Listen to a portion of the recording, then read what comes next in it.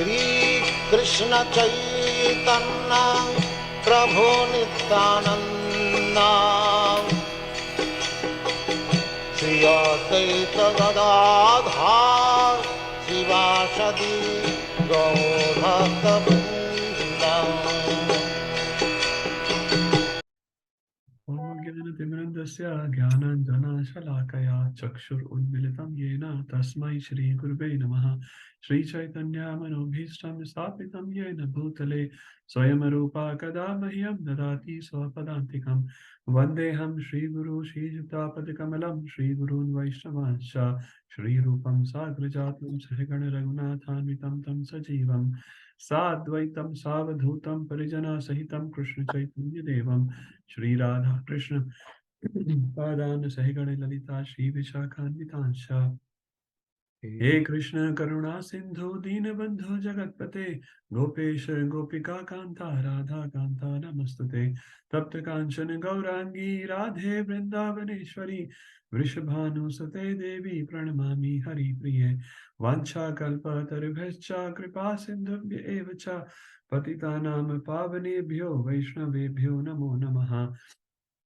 जय श्री कृष्ण चैतन्य प्रभु नित्यानंदा श्री अद्वैत गदाधर श्रीवासादि गौर भक्त वृंदा हरे कृष्णा कृष्ण कृष्ण हरे हरे हरे राम राम राम हरे हरे हरे कृष्णा कृष्ण कृष्ण हरे हरे हरे राम राम राम हरे हरे हरे कृष्णा कृष्ण कृष्ण हरे हरे हरे राम राम राम हरे हरे। जगत गुरु श्रील प्रभुपाद की जय।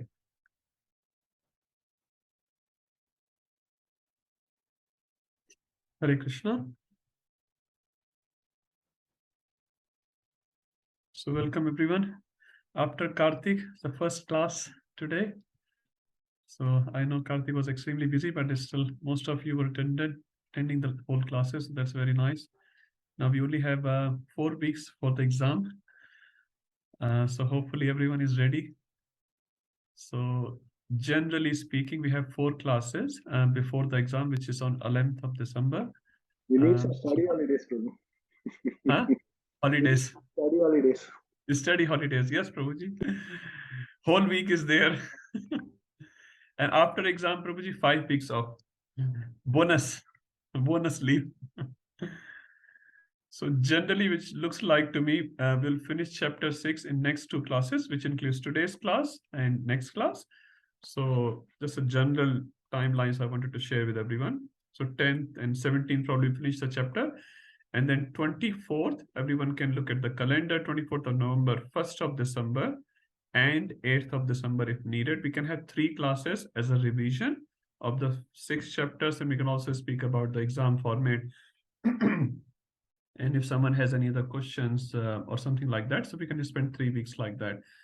Now, some devotees were asking about the Sunday classes. So we'll just go backwards. So 11th is the exam. It's going to be a physical exam. You have to be physically here. If you're not able to, please ring me or send me a message that what is the compelling reason you can't physically attend. So we'll talk about that. And many people may not be able to do it, and we'll work out some way, but the exam is on 11th of December for everyone. 4th is Gita Jayanti, so we can't have class on 4th of December because everyone will be in the temple. So we have to do a weekday. Now 27th and 20th, these are the only 2 weeks where we can do on the weekend, but 20th somehow I'm not available. And 27th is the only Sunday left, basically. So I was thinking maybe you can just continue Wednesday or Thursday, whatever suits everyone. I'm happy with either day. And we can just have, full study mode for next 4 weeks or so. And whatever questions you have, you can book some other time if that's needed with me. During the weekday, whenever we both have time, I can speak over the phone and explain you if there is some need for that as well. And we probably do 2 to 3 revision classes as well. So I'll just pick up some, sorry, I have some cough.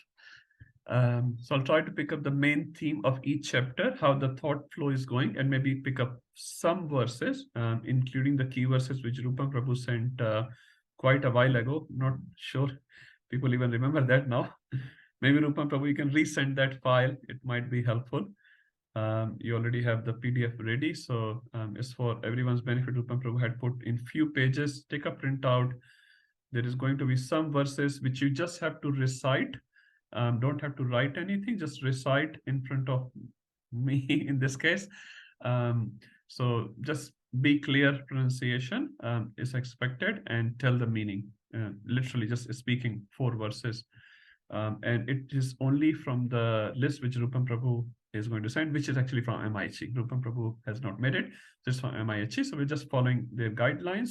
An exam is going to be, what I understood so far, it's a simple, short questions, no essay type questions, no 750 or 1000 words, and some multiple choice questions will be there. It's going to be very straightforward and easy exam. I'll re-talk about the exam when I am also ready. I have to start preparing for the exam as well. To take the exam, you have to prepare the exam. And all the revision things, which I'll be doing in next 3-4 weeks. But if you have any questions, I'm literally happy to give anytime, whenever it's possible for both of us. We can speak on the phone and try to resolve your queries wherever possible. So that's going to be structure, and we can have Wednesday or Thursday. As I said, you can choose whatever works for you. And again, we'll go with the majority. I know every devotee has a different service on a different day, but we'll speak about that towards the end of the class. So I thought I'll just discuss in general. So we're finishing around 17th of November, and 3 classes or 2 classes, whatever works for you all. Last week, if you don't want class, I'm happy with that. So 8th, you don't have to have the class. I'm happy to be available online. And if you have a question, come and ask. If you don't have a question, it's fine to not attend the class. Submit Pro will not count the attendance on that day. We can decide. So it's just target for the 11th now. And obviously, all the assignments needs to come beforehand. This is not my guidelines, MIHE guideline. And many devotees have submitted, so thank you to them. Some have not yet done it, so please do it ASAP. From next module, speaking with Ghanshyam Prabhu, he said, we'll just make a strict timeline that you submit the assignment by that timeline, and that's it actually. So there is no more flexibility from next module, but he said this module, okay, chalega.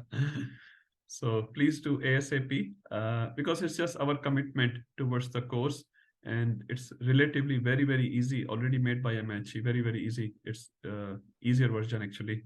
So we can take some benefit from there. What is the timing of the exam, Prabhu? Timing, I will discuss that slowly, Prabhuji. Yeah. Okay. Sometime, I think probably 4 to 6, like our standard class timing, if that works. Evening we'll have the hall program, Prabhu. That's why I was requesting. Sunday hall program you have, Prabhu? Yeah. Okay. We'll work it out. I'm flexible. Early morning I can't do. I have some other commitments, but we'll work it out. Whatever works with most of us, we'll do that way. Okay, let's start the discussion now. So 6:24, we are starting. Now I know we started from 6:23. If someone wants to cover 6:23, we can do that because it was all in one verse, around 4 verses. Oh, Prasanna Prabhuji, Hare Krishna. Sorry, I just saw your hand. Hare Krishna, Prabhu. Hare Krishna. Prabhu, do we have to submit for chapter 5 and 6 before the exams, or is it okay after? Yes, after yes, Prabhuji. So 6 is going to be completed, I said, next week. I'm sure most of you would have already started it. It's a short assignment, Prabhuji. But for the 6, you don't have to write essay. So you only have to write 5 essays out of 10. So many devotees actually have submitted the essay already. So it's done. For 6th chapter, there is no essay. There's only short questions. And you can do the questions as we go. And obviously, we'll finish it next week. So before the exam, expectation is you must submit your 6th chapter assignment without an essay. 5th, I submitted only till 4, Prabhu. 5 and 4 is pending. Okay. 5 and 6 is pending. So sorry. Yeah. So whatever is pending, Prabhuji. So 5 essays altogether you have to do. Any 5 essays you can do, and obviously each chapter's assignment which you have to submit. Huh? Okay. Is that okay? Okay. Yeah. So generally the idea was till 5th you have the essay. For 6th one, because you'll be preparing for exam, there is no essay. That was the idea. That's why there is no essay in the 6th chapter. It's just a short question which Prabhu only 1 or 2 hours it can be done. It's very, very straight from the book. Okay. Okay. And similar theme will be maintained in the exam as well. And we'll speak more closer to the date about the exam. Huh? Okay, Prabhu. Thank you, Prabhuji.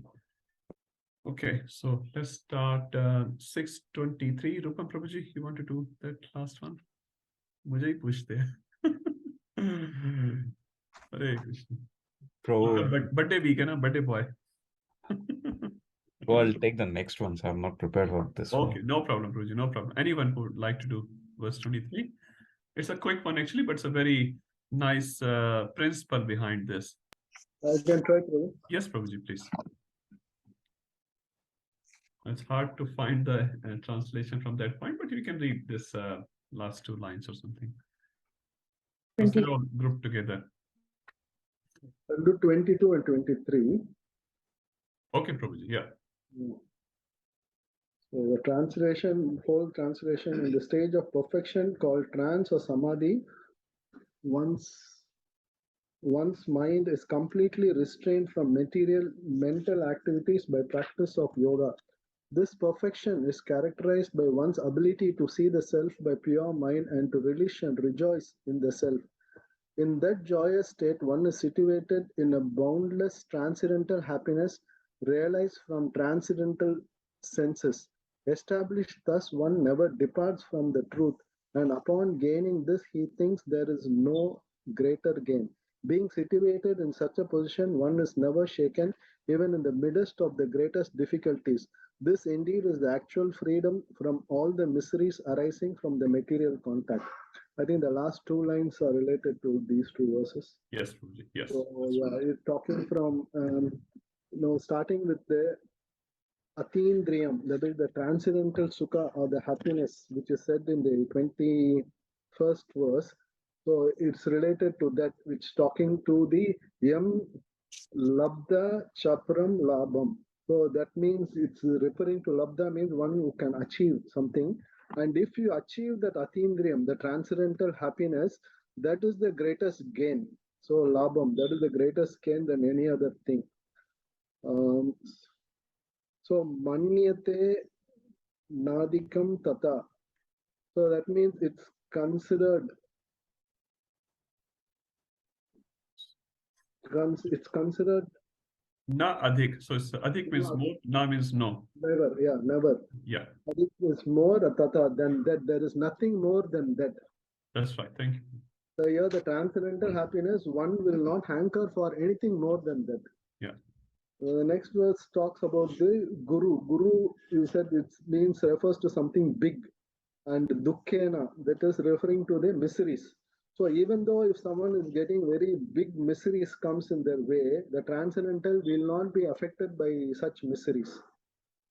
So then you give an example like how Lord Ram, who was supposed to become a king, he was then actually asked to go to the forest. So, but he did not have any, he was so equipoised that neither happiness nor sorrow he had, even when he was asked to go to the forest. And he also mentioned that it is actually going to the forest is equivalent to a capital punishment or equal to a death sentence. So that's the kind of a transcendentalist we are talking about here. And the last verse is Tam Vidyate Dukkha Samyoga. So that it says that Dukkha Samyoga, of all the miseries of the coming due to the material contact, you must know one has to be situated in the trance of yoga. Yoga Samnityam. So this is the actual freedom from all the miseries arising from the material contact.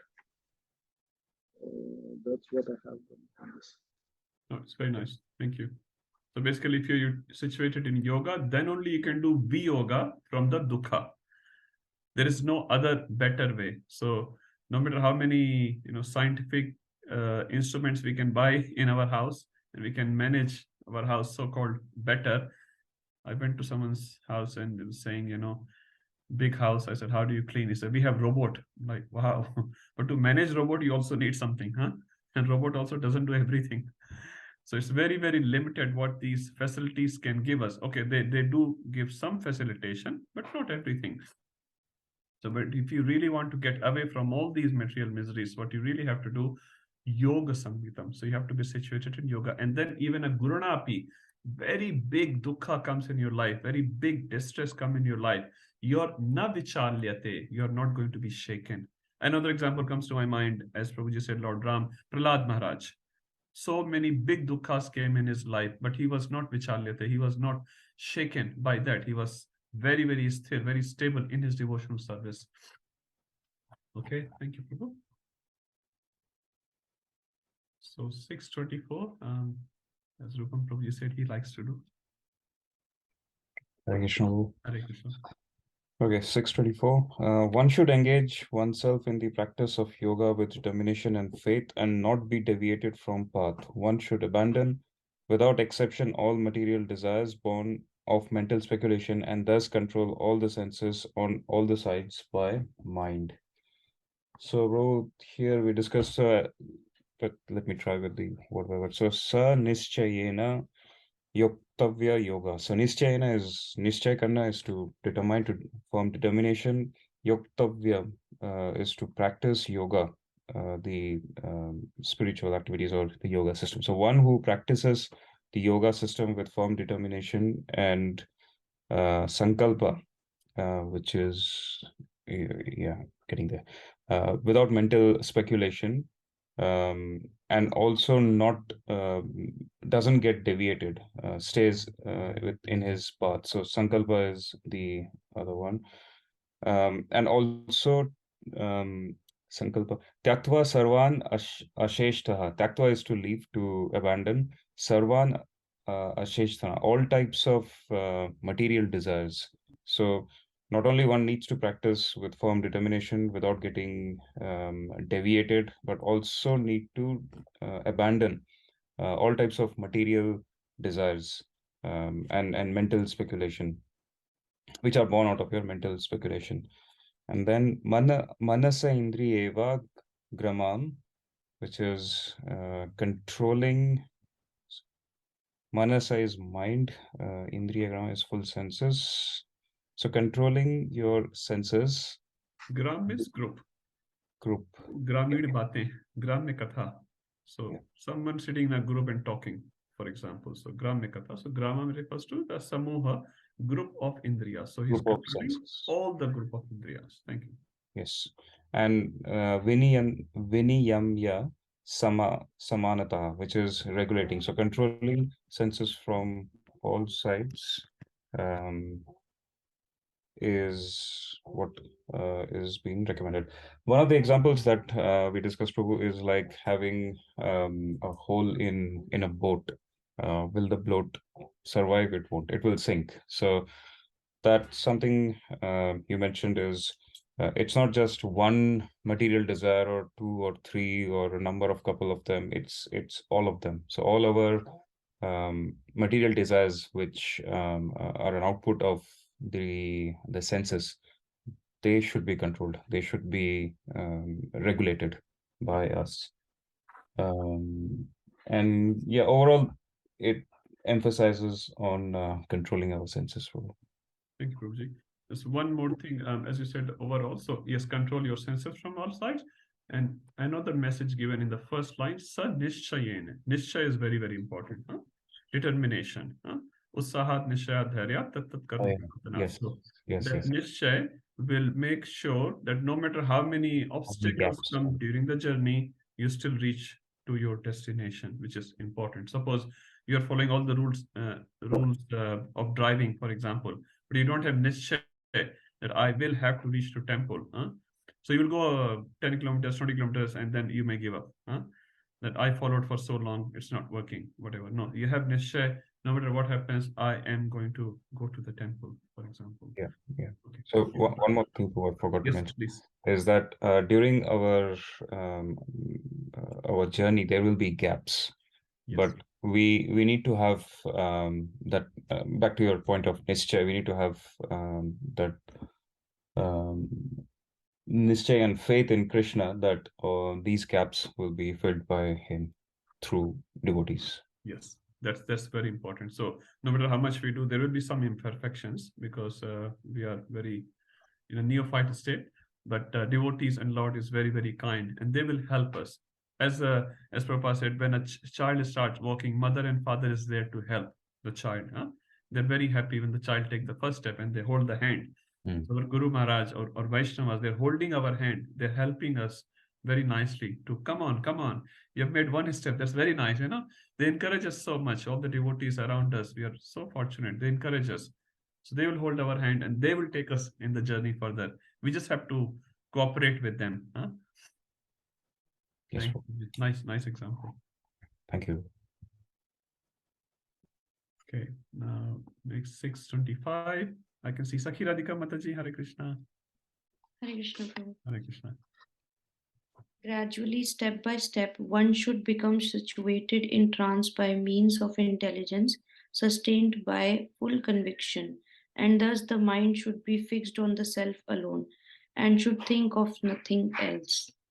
So here, with the verse, I remember snare was slowly.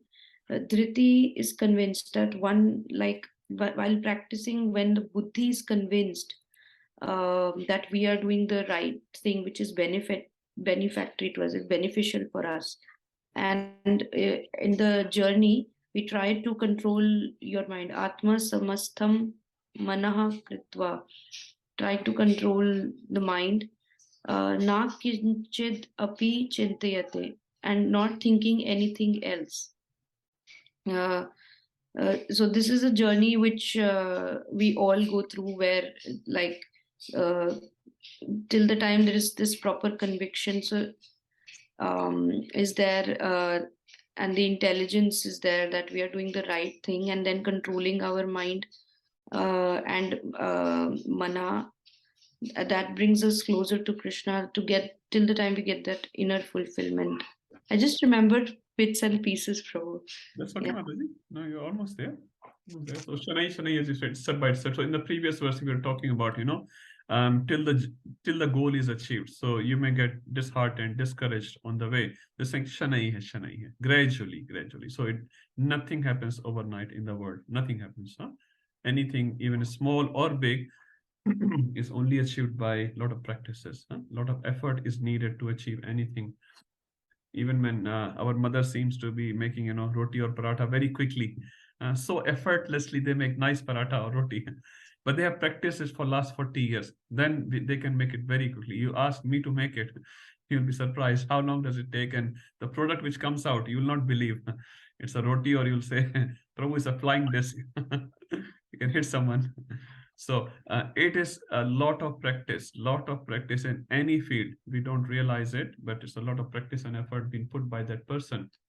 Shanai here, Krishna is saying. But the important point is buddhaya dhriti grahitya. So dhriti refers to dhra, medha. So our buddhi should be convinced. That's the most important point. For a wrong example, a drunkard is fully convinced that by drinking alcohol I'll be very happy. He's fully convinced, and to get the alcohol bottle he will do anything. Sometimes people even do violence just to get some alcohol, because they are convinced in their mind for some reason that this is the source of my happiness. I have to have it. Drugs, alcohol, cigarette, and whatnot, all those things. So they're also convinced in their intelligence they have to have it, no matter how many. I've seen in cigarette packets, you see some very sort of bad pictures are published these days. Cigarette smoking causes cancer or something. They buy that packet, they look at the picture, they ignore it. You tell them so many nice arguments that do this, but they're fully, pakka, fully pakka. So we can just exactly turn it around and fully pakka, no matter how many non-devotees tell us, Prabhuji, Mataji, you are all mad. After coming to Sydney, or you've ruined your life by putting tilak, by wearing dhoti. When there is a Sunday, you go to the temple. When there is a Radhashtami, you go to temple. When there's holiday, you go to the yatra. Everyone is just abnormal. They will start calling you abnormal. And they will try to discourage you as best as possible why you should not pursue in devotional life. One father came to some Indian temple, and he was shouting very loudly in the president office that my boy is you have made my boy as a brahmachari. Is this an age to practice all these spirituality? So the president was very cute. he said, so which age you think people should join? He said, at least he should be my age. I'm 60-year-old. At least it should be my age. So president said, okay, Pitaji, you stay here and I will let the boy go. And Pitaji said, no, let the boy stay here and I go. So even when you are 60, you will not feel like going to temple and doing these practices so with determination. You will not be able to feel it because you haven't practiced it as yet. So there is no age. And Prahlad Maharaj says, Kaumaram Achret Pragyo. It should start from the very, very early age. Because the earlier you start, the better your slate is. Your slate doesn't have, too many other things written on it. And then you can write Krishna and how to do bhakti, how to do pranam. Very, very easy for kids to tell to do pranam. You tell a 60-year-old person to do pranam. He will die, but he will not bow down his head. It looks like someone has screwed his head from here. People just cannot bow down. They just don't have that thing. They have so much ego. And putting a dandavat pranam, forget it. Forget it. Huh? And the first thing they will be worried about their kurta. Their kurta will get dirty if they do dandavat pranam on the floor. So not possible. So when you become 60 or 70 or in later stages of your life, you cannot start devotional life in that. So the best age to start is as early as possible. At the same time, it's never too late. It's never too late. Whenever someone starts, that's a good age to start. So buddhaya dhriti grahitya, but you should have this conviction. Enough of this world. And now I need to do some serious business. Just all worldly things. My Guru Maharaj called it children's area. Children's area. Children are playing. Now children are, making from the Legos, they make some buildings. So we are also making buildings, skyscraper with actual bricks and actual cement. But that's also like a toy, isn't it? The Lego is broken, the skyscraper will also get broken. So many buildings we see in the city and other areas of Sydney as well. They make it, after 5 years, they break it. And then make it again. They make a taller building. Some sign come. What's that icons? Sydney Tower, Sydney Tower. When I was looking at earlier, probably 12, 15 years ago, it said Westfield, ANZ, sorry, it said ANZ Tower. Now it's called Westfield Tower. I live in Chatsworth, it's the big building here. It used to call Vodafone and changed to some Hawaii or something. Now it is something else. I can't read it. So it just keeps changing. So Guru Maharaj said, it's just children's area. Don't take it too seriously. You have to do it as appropriate, and then seriously, you have to do the serious things, not these non-serious things. Take it too seriously. I think Bhakti Rasamrita Maharaj said very nicely, there's nothing in the material world which we should take too seriously. Nothing. Oh, aisa ho gaya, waisa ho gaya. This happened with me. How can you say like that? No. Nothing in the world is too serious. The only thing is serious is we should do serious business for Krishna. Serious. Vyavasayatmika buddhir eke hai kuruninda. We should do vyavasaya, business for Atma. We all do vyavasaya for body. Some are cloth merchants, some are, some other things merchant. We are all merchants. We are trying to earn money, but we should become the merchant of soul's business. And what is the soul's business? To please Krishna. When we are into that business, then the real profit comes. What's the profit in that business? Now, in this outside world business, we get profit as money, some dollars, some rupees, some pounds. But when we do vyavasaya of Atma, what currency we get? Anyone? Krishna Prema. Krishna Prema. Thank you, Prabhuji. That's the currency we are looking for. And in that currency, we are very, very poor. We may be, millionaire or billionaire in this material currency. But when we go from this world to that world, this currency doesn't work there. You can carry all the note and they will say at the door, it's all devalued. It doesn't work here. So you have to get here currency, Vaikuntha currency. And Vaikuntha currency, wo to time nahi tha. I never had time to earn Vaikuntha currency.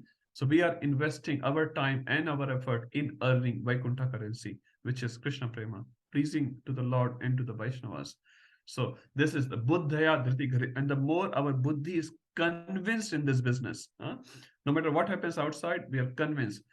One mundane example again, who is the Prime Minister of Australia? Does it matter at your workplace? You are happy as far as you get paid. You go to the work, you get paid, you are happy, isn't it? As far as your bonus is coming, your increments are coming, you are happy. Vinay Prabhu, happy? Hamara job chalta rahe, bas. Aisa nahi. Who becomes a prime minister? I'm not going to be the one, right? So we really don't care. All we care about our job and whatever remuneration we get out of the job. So similarly, whoever becomes prime minister, whoever country goes here, there, this building, that building, does it really matter? All it matters how Krishna conscious we are today. And that's the benefit of the day. If you make a profit loss chart, so whatever benefit you get, what's the benefit? How much time you have spent in Krishna Smaranam today, how much time you have remembered Krishna. That's your benefit of the day. That much currency you have got, permanent currency. And how much time you wasted in other things of life, that is called loss of the day.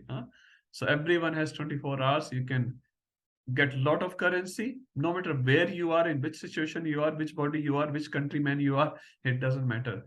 But if you want to increase your balance, Krishna Smaranam, Krishna Smaranam, Krishna Smaranam. And that will only happen Buddhaya Dhriti Grahitya. Buddhi is convinced, I have to do this. This is the most important thing. And when Buddhi is convinced, you will find ways of doing it. I think Radhanath Maharaj was saying, our bhakti is not resource dependent, it's desire dependent. Resource dependent means I don't have a good car, that's why I can't chant my rounds. Okay. I don't have a good house. I don't look so good. I'm not so intelligent. I have this problem, that problem. My Siksha Guru is not good. He does something else, what I don't like. My Bhakti Shastri classes are not happening on the right day. Blah, blah, blah. All the things which you will have. But Maharaj said, it's not resource dependent. It is desire. If you desire, you can practice Krishna conscious under any situation of the life. External situation we have no control over. That will change. That will change. Whatever comes, we cannot control. But what we can change, our practices. We can continue with our practices in that situation, or we can discontinue. But again, this is all based on this one word I'm speaking, Buddhaya Dhriti Grahitya.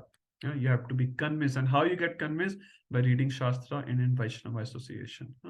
The more you read or listen, different speakers, the more you read, the more you hear, our Buddhi will get convinced. This is the only best thing for all of us, not only for this life, for other life, and not only for me, for my whole family, not only for my family, even for my ancestors. This is the best thing. Do as best as possible. When? Today. Not tomorrow, next Kartik, next Purushottam. No, today. Today is Kartik, today is Purushottam, today is Janmasri, today is Ramnami. Everything is today, because there is no tomorrow. There is no tomorrow. If tomorrow comes, I will do again. Today, right now, you can practice Krishna consciousness nicely. Okay, and na kinchit api chintayed. Koi chinta mat karo. Simple. It's a difficult word, but again, if you are situated in that platform, then chinta mat karo. Just one example comes to my mind. My Guru Maharaj has cancer, 3 types of cancer. He's going to leave body as per the doctors, probably in a few months. But he said, I have no fear. I have no fear. It's just a change of service for me. And he's continuing with more conviction his devotional practices. He's more enthusiastic. He's just spending more energy. I don't know how, but he's doing it. Na kinchit api chintayet. Na kinchit. Koi chinta nahi. There's no fear. There's no chinta. There's no anxiety. There's no distress. Yeah, body will change. No problem. My service will not change. My service to Krishna will continue. Yeah, body as Krishna desires will change. No problem. No? It's a big thing. Very easy to say. Very hard to practice. We get little cough. Prabhuji, can I postpone the class? But Prabhu, you don't have to speak, you just have to hear. But still, Prabhuji, I'm not well. Even hearing is difficult. What to speak of speaking. So, but anyway, they are setting up the examples for all of us that we can come out of our little difficulties and try. Okay, let's move forward. Very nice verse, this Dhriti Grahitya. So very, very important. And constant drubbing of Shastra in our mind. Constant. It says even a water rubbing a stone makes an impression on the stone. Water is very, very short, but constant rubbing of water make even a stone have a big impression because water has passed through. So our mind can maybe very change. Some people say, oh, I can't even pick up the book. I can't read. No, actually you're not reading. Sorry. You pick up and you read. And you read and read and read and read. It will come in your mind. It will come in your mind. It's just the way it is. So it happens. Okay. 626. Jai Prakash Prabhuji. Prabhu, just one thing I want. Yes, Mother. Prabhu, regarding the snare. Shanai hai. Slowly, slowly. I was hearing Bhakti Rasamrit Maharaj, and somebody asked that Maharaj, we've been practicing from so long, and when sometimes people say that you should desire to go back to God. We desire, but I'm convinced that I won't. Like, I don't know how long it will take. So Maharaj, the way, the calmness with which he says that, he said that जाएंगे तो सब, जाना तो सबका होगा, ये अलग बात है, हमें ये नहीं पता कि कब जाना होगा. But that conviction with which he said, I am not speaking like that. Yes, That even in that line was that it's okay to go late, but it's important that we will make it. So I was thinking of slowly, slowly. It's okay to just do the process yes. which Prabhupada is given, Yeah. and the process will take us back. Yeah.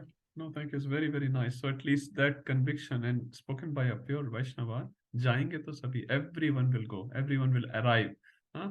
You are a turtle or you are a horse, everyone will arrive. And that gives us good conviction, because most of us, at least I am a turtle, less than a turtle. Huh? So it's nice to hear that sab jayenge. And the best part is, so much help is available, so much help. Genuine people are trying to help us. It's not fake, it's not temporary, it's not anything else. They're genuinely trying to help. So if we take help of devotees of Prabhupada and just do our bit, little bit. It says even children's, some children's, they have this piggy bank. They put, $1, After a few years, they say there are substantial amount of money they have saved, just putting $1 or some small amount every day. So similarly, we should spend at least a small amount every day in reading, in hearing, in chanting, in deity worship, even small drops.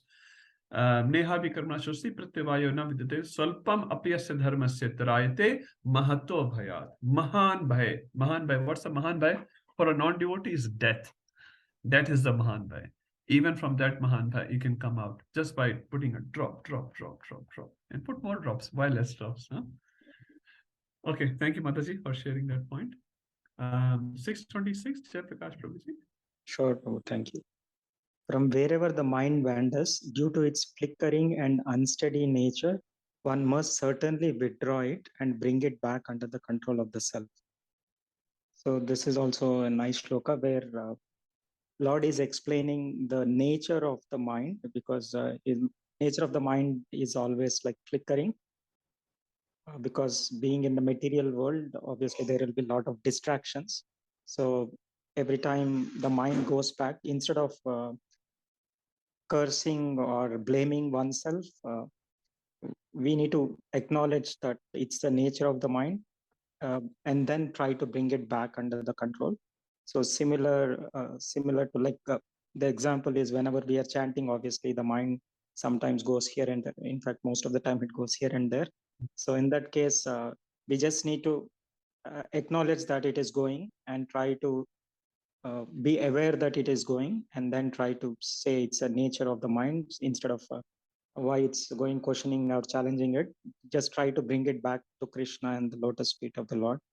And if we try to meditate that way, gradually the disturbances will reduce, and eventually we'll be able to do better chanting. Similarly, our mind can be focused on the lotus feet of the Lord. And one of the example you gave is like driver when he's putting the hand on the steering.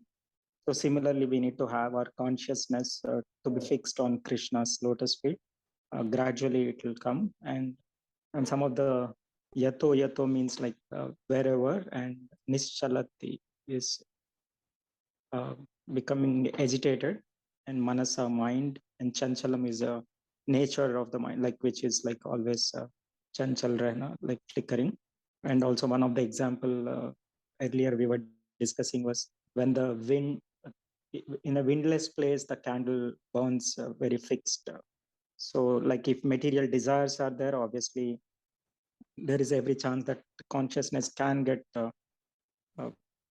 distracted instead of focusing on the Krishna consciousness. So there we need to control the mind. And also you had given, like in the purport, it has been explained two important things. One is a Goswami. Goswami is the one who controls the mind.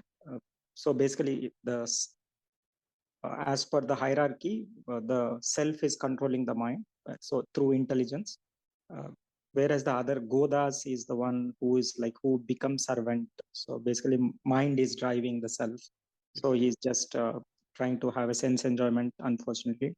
So eventually, one need to go back from Godas to Goswami stage with a constant practice and try to bring the control back to the Lord's service. So that's all I have. Yeah. No, very nice. Thank you, Prabhuji. The example of car is very appropriate. We have to just keep steering the car in the right direction. Just a small effort will put the car in the right direction. Okay, thank you. 627. Vinay Prabhuji, would you like to do that? Hare Krishna, Prabhuji. Yes. The yogi, whose mind is fixed on me, verily attain the highest perfection of transcendental happiness. He is beyond the mode of fashion. He realizes his qualitative identity with the Supreme, and thus he is freed from all reaction to past deed.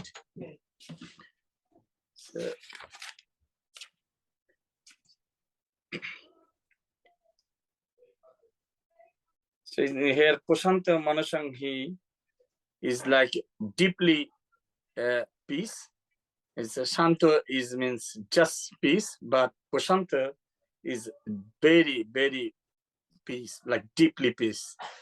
And Manasanghi enam, like the how can we the controlling in our the mind, and Yoginang Shukham Uttamam. Uttam Sukha is the real happiness, like the topmost happiness. And another one is next Upeti Shant Raja Shant.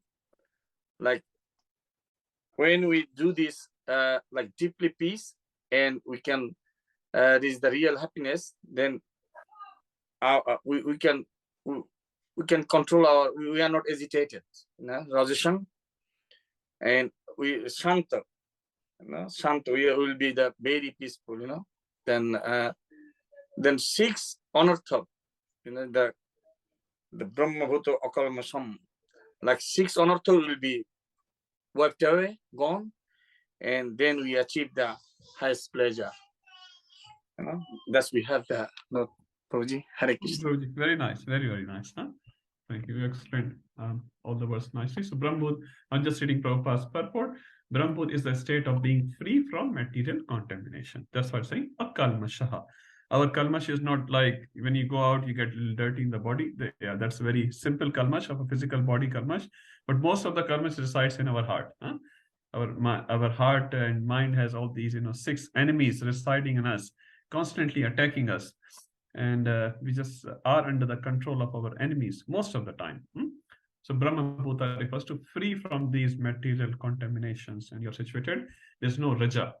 Raja means passion, ignorance, and goodness. We have so this passion. Most of the time we are in passionate mode because we are humans. So demigods are in goodness, we are in passion, and animals are generally in ignorance mode. So all the passion of human mind will be gone if you are situated in this yogic divine connectivity. And as you said, Sukham Uttamam. So what's the Uttam Sukha in the material consciousness? It says male-female attraction is the Uttam Sukha in the material world. That's the best Sukha. There's nothing better they can think about. But they don't even imagine there can be much better Sukha when you're connected with the Supreme. And then we can experience many times, even now, a glimpse of it, a drop of it here and there. Sometimes in Kirtan or Katha, we really feel what is there to be in anxiety about? What is there to be achieved outside other than this? This is so nice. This is so nice. Huh? Many times we feel like that in devotee association. And this yogi is obviously constantly feeling that. Then why he will bother about, building another property or building another some dress or something, why he will bother about? Because he's so much happy with the connection to the Lord and the service of the Lord. He's so happy. And Prabhupada also writes this very nice. Savah manah Krishna padar vindyaho.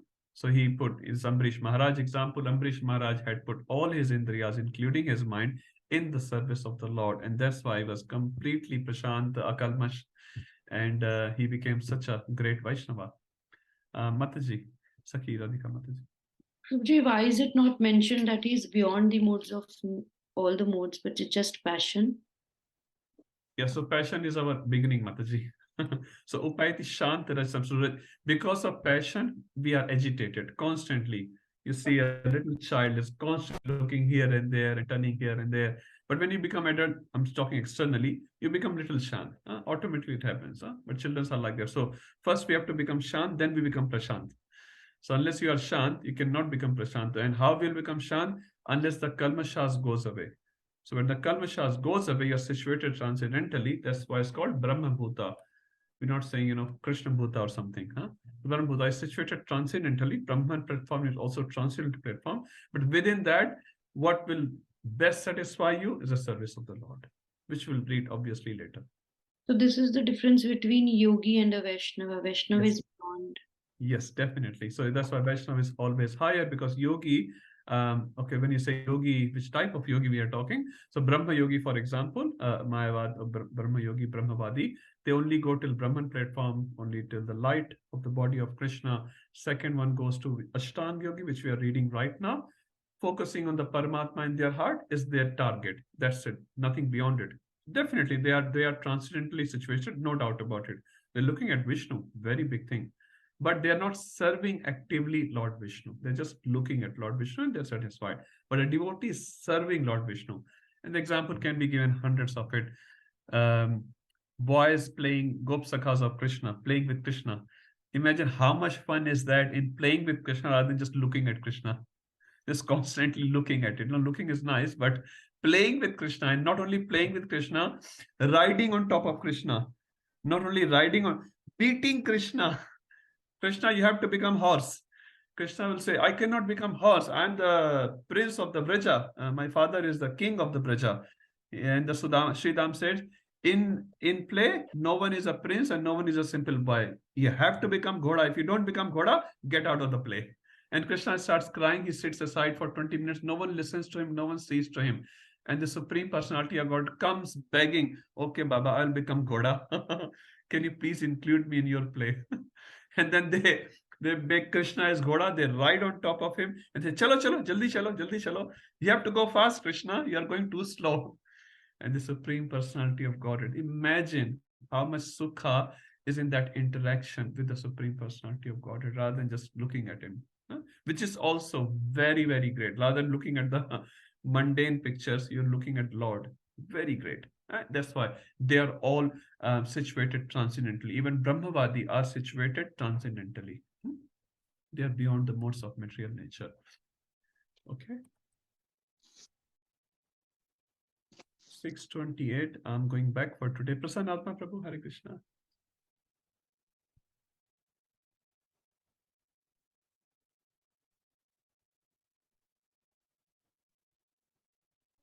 Hare Krishna, Prabhu. Hare Krishna.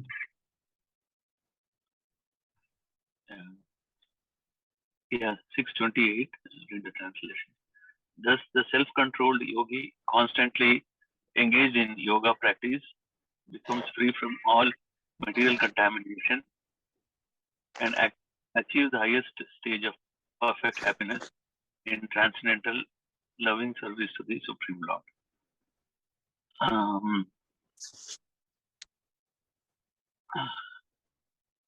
So, yoga with the permission. We can start from Yujan. Yujan means engaged in yoga practice. So Yeah. this person who's engaged. Yeah. Sada, when he's engaged, not only every Sunday, 1 hour a week, Sada, always. In which business? Atmanam. So in the business of the self. We were talking about Vyavasatmika Buddhi. So Yujan Evam Sada Atmanam. And if you're situated always in this Atma's business, yogi, that yogi become Vigat Kalmasha. So in previous verse, we read the word Akalmashaha. Vigat Kalmasha. Vigat means gone. Is gone. Kalmashas are gone. Okay. And then what's the result? This is very easy that you can read. Yeah. Sukhena. Yeah. When the kalmasha, the impurities are gone, Sukhena Brahma Samsparsham. So he will be experiencing supreme pleasure because being in touch with the Supreme. Exactly. Huh? So we feel pleasure when we get in touch with some material objects, for example. We see something, we listen something, we eat something, we touch something. We feel, oh, kitna soft hai. Huh? Very nice. Huh? Kitna acha pizza hai. How good is my juice or whatever. Huh? So we get some sansparsh, we get some connect with our senses, and then we feel pleasure. But this person is feeling pleasure with connection with Brahma. Huh? And then Atyantam Sukham Ashnute. After Ashnute means after accepting that Sukham, what is it? Atyantam means what is that? so Ashruta is here attains. Yeah, after attaining that, so after attaining this, he will not desire anything else. Yeah. So first, Vigat Karmisha will produce Sukha, and Brahma Sparsha will give you Atyanta Sukha. Huh? So one is coming out of the misery, and then one is Chaitanya Prabhu gave a nice example. If a prisoner is in the jail, so getting freedom from the jail is one part of his life, right? You got free from the jail, you come out on the road, but still you are not Sukhi. Huh? Yeah, we are out of the jail. That's one part. Nice. That's why like Brahmavadis are out of the jail, but it's still on the road. But the better wise person will go to the home, huh? Go to the father or mother and say, oh, mama, I'm back. And mama will bake, nice rabdi, nice malpua, nice kachori, or mishti doi, shrikhand, something like that. Huh? That is sukha. That's called atyantik sukha. Huh? So when you go to the father, Krishna, he's eagerly waiting for you, So not just coming out of the material world, Brahma Sansparsham Atyantam Sukham Ashta. He attains the supreme pleasure. Prabhupada writes the highest one. Okay. Thank you, So Prabhu. this is Brahman still, Prabhu. This is Brahman realization still. Yeah. So Brahma Sansparsham. So Prabhupada writes here. You read the translation. Very nice. He achieves the highest stage of perfection in transcendental loving service to the Lord. Huh? So when he's serving the Lord. Huh? So sukha is achieved after coming out of kalmasha. So when the kam, krodh, lobh is gone, okay, that's nice, but you're not serving, for example. So there will be sukha, no doubt, because your mind is not agitated, huh? Because constantly we are getting beaten up by these kam, krodh, lobh, moh, mad, masa, constantly. Now, if no one is beating me, I'm sukhi.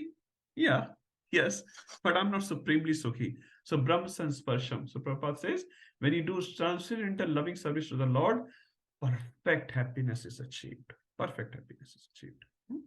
So this is exchange of service, Prabhu. Okay. Yeah. Brahma Sansparsha also can lead to deity worship. When you serve the Lord, you touch the Lord, you bathe the Lord, you touch the feet of the Lord. Yeah? I know many pujaris are here. They make dresses for the Lord. They have to constantly touch the Lord. Touching the Lord itself is a great happiness. Huh? That's why they say a Brahman is always engaged in deity worship, because by being in touch with the Lord, he's on a different platform. He's very satisfied, very happy. Okay. Hare Krishna. Hare Krishna. Thank you, Prabhuji. 629. Maybe I can ask Sumit Prabhuji or Sonia Mataji. Anything? Hare Krishna, Prabhuji. Hare Krishna. A true yogi observes me in all beings and also sees every being in me. Indeed, the self-realized person sees me, the same Supreme Lord, everywhere. So pick up some Sanskrit word, Prabhuji. Prabhu, just one thing I wanted to add. Sorry, I forgot. So 628, just repeating, which we have read last week. So 628 to 632 are the progression of realization of the absolute truth. So first 628 was the realization of Brahman, which we said, Brahma Sansparsham, okay?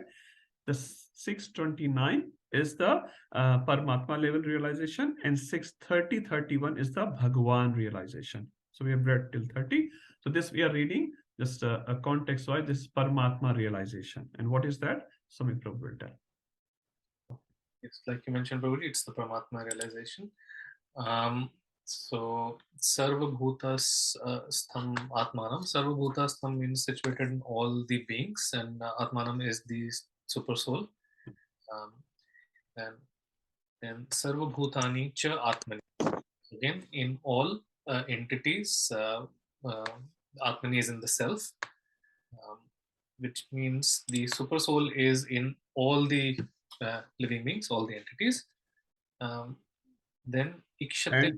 And all the living entities are in super soul. All the So both ways. Yes. It sounds very illogical, but that's how it is. So soul is situated, super soul is situated in every living entity, and every living entity is situated in that Atmanam, which is the super soul. Yeah. The Atma is obviously translated here differently and here differently. Yeah. And then we say Ikshate Yoga Yuktatma Sarvatra Samadarshanam. So which means the one who is there in Krishna consciousness sees everyone with the same, like with equality. So we discussed the example of a Brahman looking at all the entities, whether it's a dog or a Brahman or anybody, he always sees them equally. And again, I somehow recalled one of the shlokas we did in school time, Prabhuji. It says, I just forgot it. So it said, Atmavat Sasar Bhuteshu Saha Pashyati Sa Pandita. That's the ending of it. So Matrivat Paradareshu Paradareshu Atmavat Sarva Bhuteshu Yah Pashyati Sa Pandita. So which means who looks at the everybody equally is the actual real Pandit. It's by Chanakya Pandit. Yes, by Chanakya. Okay. Somehow I think we did it in school sometime. No, yeah, I think I also read it. Yeah. So that's that. And then again, we're discussing about the Paramatma feature. Like I said, in the dog and Ramana, it's all the same. The distinction between the individual soul and super soul, like the super soul is situated in everyone, and everyone is kind of part of the super soul. Then that's what I noted. Okay, so thank you, Prabhuji. So we made a comparison very nicely with 518. So if you don't remember, so Vidya Vinaya Sampanne Brahmane Kabihasani Shuni Chai Shapake Cha Panditaha Samdarshana. So Samdarshana is there used, and here as well Samdarshana. So equal vision. Now there in 518, the equal vision was based on Vidya Vinaya Sampanne Brahmane Kabihasani Shuni Chai Shapake Cha Panditaha Samdarshana. What is this based on? Soul or super soul. Actually, our acharyas explained that, so I'm just sharing that. So there in 518, it's based on soul or super soul or both, because a pandit, a wise person, is looking at what is the equality. Equality is not the body, not the bodily color or bodily nationality and blah blah blah. What is the equal? He is also soul. This animal is also soul. The dog eater is also soul, as well as dog eater also has a super soul. Brahman also has a super soul. This Chandal also has a super soul. Now here, when you're talking about Samadarshana, what is this based on? Clearly on the presence of super soul, because this is what we are reading, the progression of realizations. So 628 is the realization of Brahman. This is the Paramatma. 29 and 31 will be the Bhagwan realization. So a slight difference or a similarity as well. So there it can be soul, super soul, or both. Here it is based on completely super soul. It's not talking about jiva here. And very important point to say, ikshate. Ikshate means to see. He is seeing. It's not some sort of imagination there. No, he's seeing the super soul, and this is the only way to treat others equally. If you don't connect it with the Lord, you cannot see them equally. You cannot. You will see them by their bodily look, by their nationality, by male, female, and so many other characters of the body. The only way to see is the super soul. So if you see this, if you are able to see that the presence of the super soul in those bodies, that's the only way of seeing them equally. So the word is very important. Ikshate. Ikshate means seeing. It's not imagining. It's not imagining. He's able to see. And this is just a covering. Like when I see any one of you, I'm saying, say Rupam Prabhu, he's wearing a yellow t-shirt today or a kurta, whatever. On Tuesday, he was wearing a blue. But what I'm looking at it, sorry, this week I remembered, next week I'll definitely forget. But what I will remember is a person called Rupam Prabhu, isn't it? What dress he wore, I will forget in 1 or 2 days, 3 days, I will forget. So that is very, like, regardless of what color dress he was wearing, to me, the person, I met him on Tuesday, for example, I met him on Sunday, I met him. So whom did you meet? The blue kurta or a yellow t-shirt? No, I met a person called this. That is very, very important. So not that I'm not looking at the yellow color, I'm not saying that. We're not denying the bodies, but what we are primarily looking at the person. And many times you meet each other, you don't even realize what color dress they were wearing. Most of the time we don't remember. I just remembered for some time. I was looking at Rupa, okay, I remembered which dress he was wearing on Tuesday. So what I'm trying to mention here, we remember people. So similarly, a transcendentalist always sees the presence of super soul and soul in there. Now, it does not mean he does not see the bodies. When Prahlad was looking at everywhere and Hiranyakashipu asked him, so do you see your Vishnu everywhere? He said, yeah, my Vishnu is everywhere. Now, it does not mean Prahlad was not looking at the pillar, not looking at the terrace, not looking at the floor, not looking Hiranyakashipu is my father. No, not like that. He was looking Hiranyakashipu as well as the pillar, everything. But in everything, he could see the presence of his supreme loving Lord Vishnu. Everywhere he could see that. So this is very, very important. An example which Prabhupada gave, I think last week we discussed, a mother looking at the shoes of the child when child is gone to the school or something. Mother looks at the shoes. Mere bachche ke jute hain, chote chote se, cute, cute. He was only, 1 month old when he was wearing the socks. I still have it, My child is 14-year-old. His mother will still be carrying the little socks of the baby. And they will have all these nice memories of the baby when he was 1 month old, 2 month old, like that. So the socks is reminding the presence of the baby, the interactions with the baby. Socks or t-shirt or whatever, little bit. So that is very, very important. So we look at the body, but body is not important. Body, and again, it's very, very high vision. But this yogi who has some darshana, equal vision, ikshate, he's seeing super soul in all these different situations. Sarvabhutastha atmanam, sarvabhutani cha atmani. Me means Krishna in all beings and also sees every being in me. So that is 629. 630, the last one. Sonia Mataji, I'm not sure you were there last week. Okay. Yes, Prabhuji. For one who sees me everywhere and sees everything in me, I'm never lost, nor is he ever lost to me. So it's a very simple way of telling that, the person who is seeing Krishna in everything, and so for him, Krishna is never lost. And also, so he sees me everywhere and sees everything in me. So for every situation, he would connect it to Krishna, that this is happening because of Krishna. And every, like Prahlad Maharaj is a very elevated example that, he was he was looking and he was feeling that Krishna was everywhere, even in the pillar, even everywhere. He had that conviction and he had that faith, and that's why Narsimha Dev came and showed his presence. So that's why Krishna was not lost for Prahlad Maharaj, and Prahlad Maharaj was looking at Krishna. So similarly for each and every person, each and every soul, we should all try to connect everything with Krishna, and then we will never lose Krishna, basically. Thank you, Mataji. And the important point here is Pashyati. So Pashyati again, Ikshate in the last one, Pashyati. So we are dealing with not just the concept, we're dealing with person. Concept is imaginary something. You say, any concepts that they're gravitational force. Can you see gravitational force? Anyone has seen? I have not seen.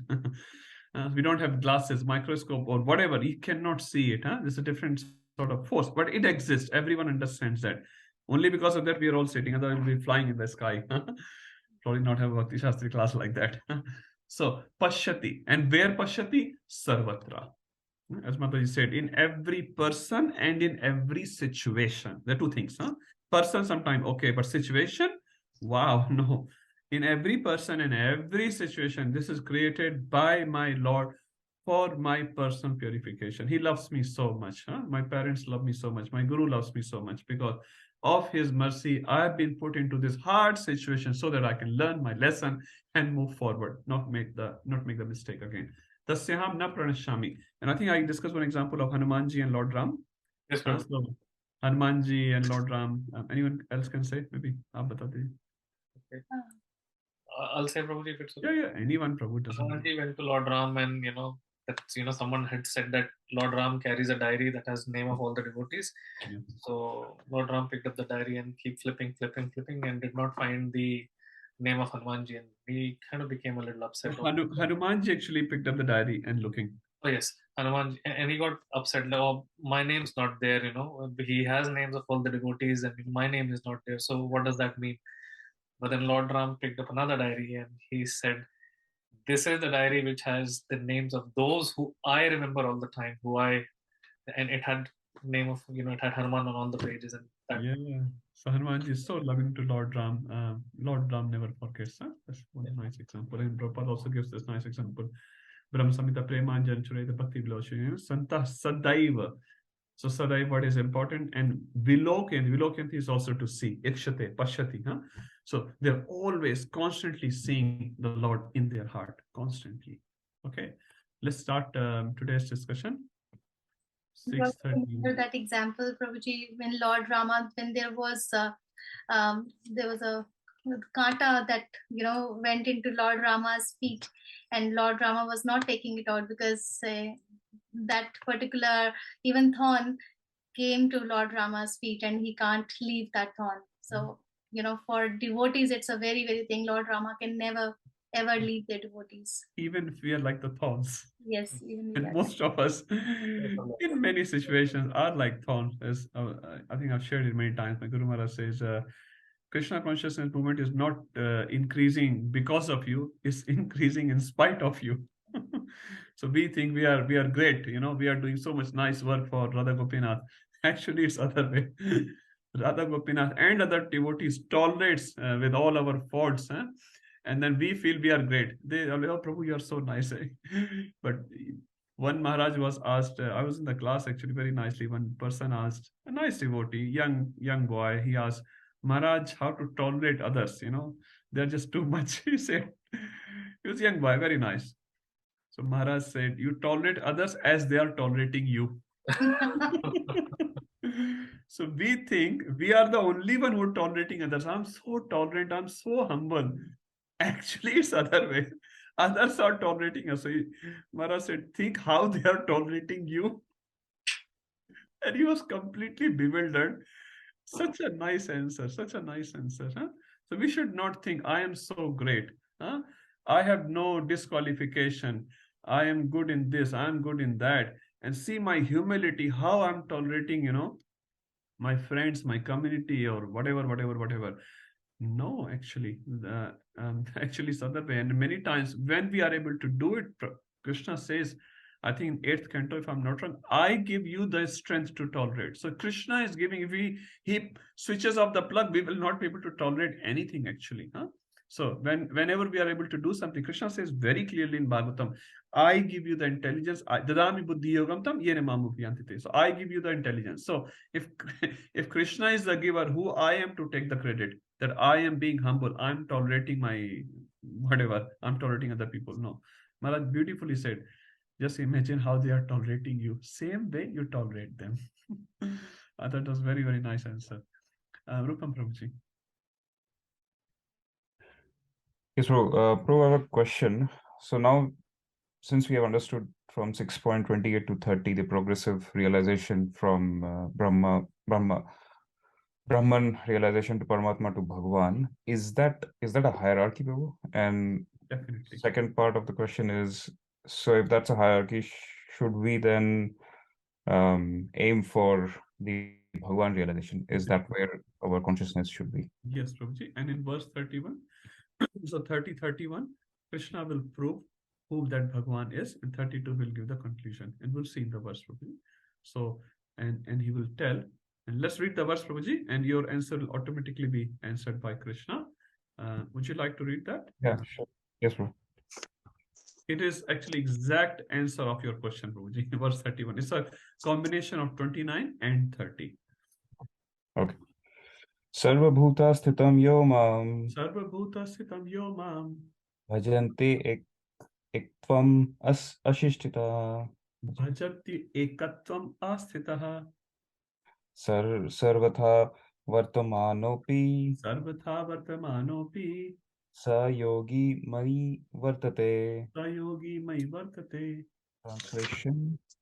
Such a yogi who engages in the worship service of the Super Soul, knowing that I and the Super Soul are one, remains always in me in all circumstances.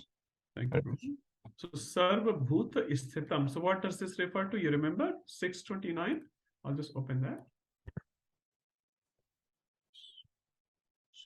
Sarva Bhuta Sthitam Atmanam. You remember that? So this was the Paramatma realization. So now we're picking this from 629. We pick up these first three words. Sarva Bhuta Sthitam. See? Now go to 630. What was the 630? Yo mam pashyati sarvatra sarvam chami pashyati. So what's the most important word? Mam. Mam pashyati. Not talking about super soul pashyati. Mam pashyati. In 630. Sarva bhuta sthitam yo mam. So it's a combination of 629 and 630. Okay. So whatever is situated in every living entity, which is the super soul, is yo mam. So bhajati ekatvam. Ekatvam means oneness. He does worship of that as one. One means, so super soul and me is same. And what is me? Me is Bhagwan, right? So that means super soul is Bhagwan. Huh? You understand, Prabhuji? So obviously absolute truth has three levels of realization. Not that he's incomplete in any, our realization towards him. So Prabhupada gave a very simple example. If you look at a train from the very far distance or a mountain, it looks like a cloud. If you look at the cloud, you're going to Blue Mountains. From very far, you'll see some brownish structure in the sky. You go close, oh, it's a very big structure. You can touch it. If you go very close, oh, it has trees, it has birds, it has flowers, it has bees. It has all the interactions going on. So from our perspective, initially it's only a cloudy structure. When we go close, we come to say super soul realization, and then we go very close. No, he's a person. He can interact with us. So he's saying bhajati ekatvam. So he worships them as one. So super soul and me is asthitaha.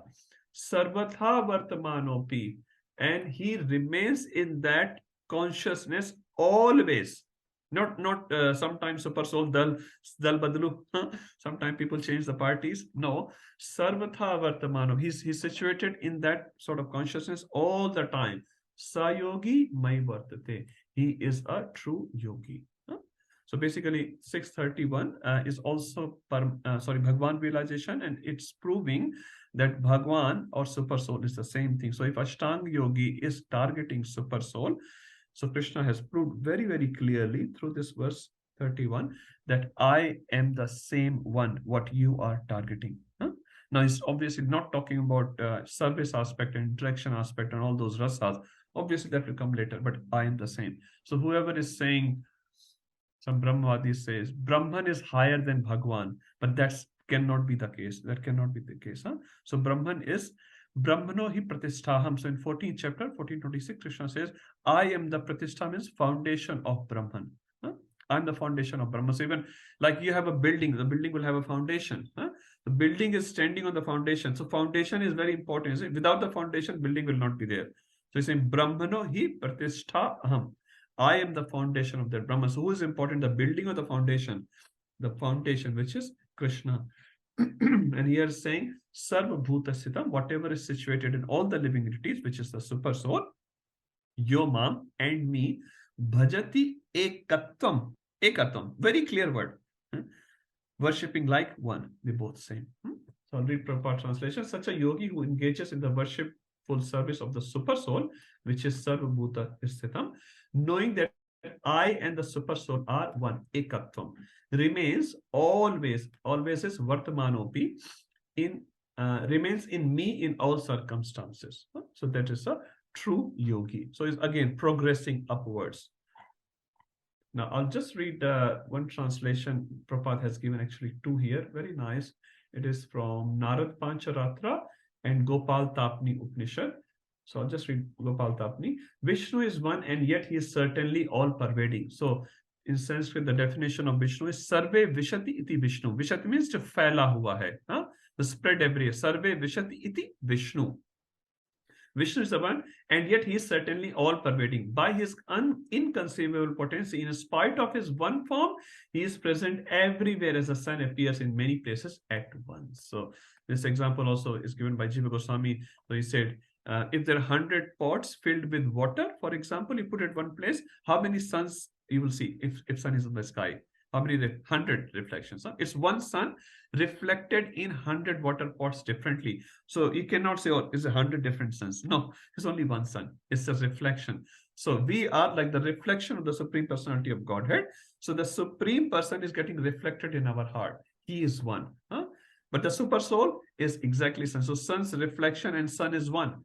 But we are saying 100 suns in the water pot as a reflection. It's not 100 sun, it's one sun. So different super soul situated in all the living entities' heart. Actually, it's one super soul, which is Krishna or Vishnu. Now, after listening all that, Arjun will have, oh, sorry, we have to do 32. Sorry, I thought we have done 32. So, Priya Mataji, Hare Krishna.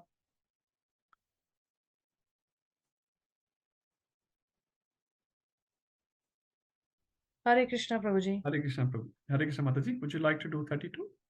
Sure, Prabhuji.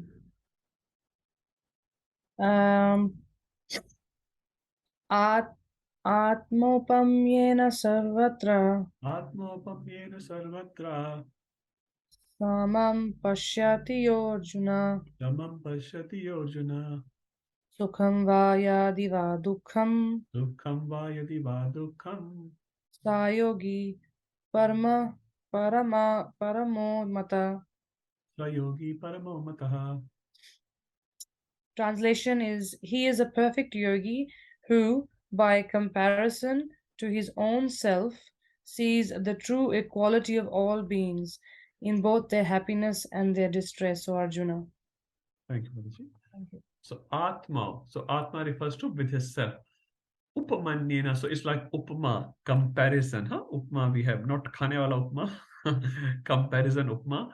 So Atma upamena sarvatra. So he compares the Atma everywhere. Now, right now, what is our mundane vision, material vision? We don't see Atma. What we compare? Uska kapda acha, his dress is better, his car is better, his house is better, or my house is better. I'm great. So all this, we're not comparing the Atma. But when you compare the Atma, Pandita Samdarshana, what you will see everywhere is the same Atma. Same part and parcel of the same Supreme Personality of Godhead. Samam Pashyati, same word is used here, right? Which we have used earlier, Samdarshana. Samam Pashyati Arjuna. So one who compares everywhere. What is he comparing? With his self, with his Atma. So Atma to Atma comparison is given. Sukham va yadi va dukkham. So sukh mein or dukh mein. So whatever the situation of other living entities are, he compare them in terms of Atma. What do you mean by compare in terms of Atma? So if Atma is suffering or Atma is enjoying. So when materialistic person, suppose they're enjoying the material world in, eating, sleeping, mating, and defending, a transcendentalist will see them as enjoying or as suffering. A transcendentalist. Ya Nisha Sarvbhutanam Pashyam Jagrati Sanyami. So a transcendentalist sees nighttime as daytime and daytime as nighttime, right? So a person who's enjoying, so-called enjoying, transcendentalists will see, a sannyasi will say, oh, he's suffering in his life, isn't it? He's suffering so much because he's not aware of the human goal of life.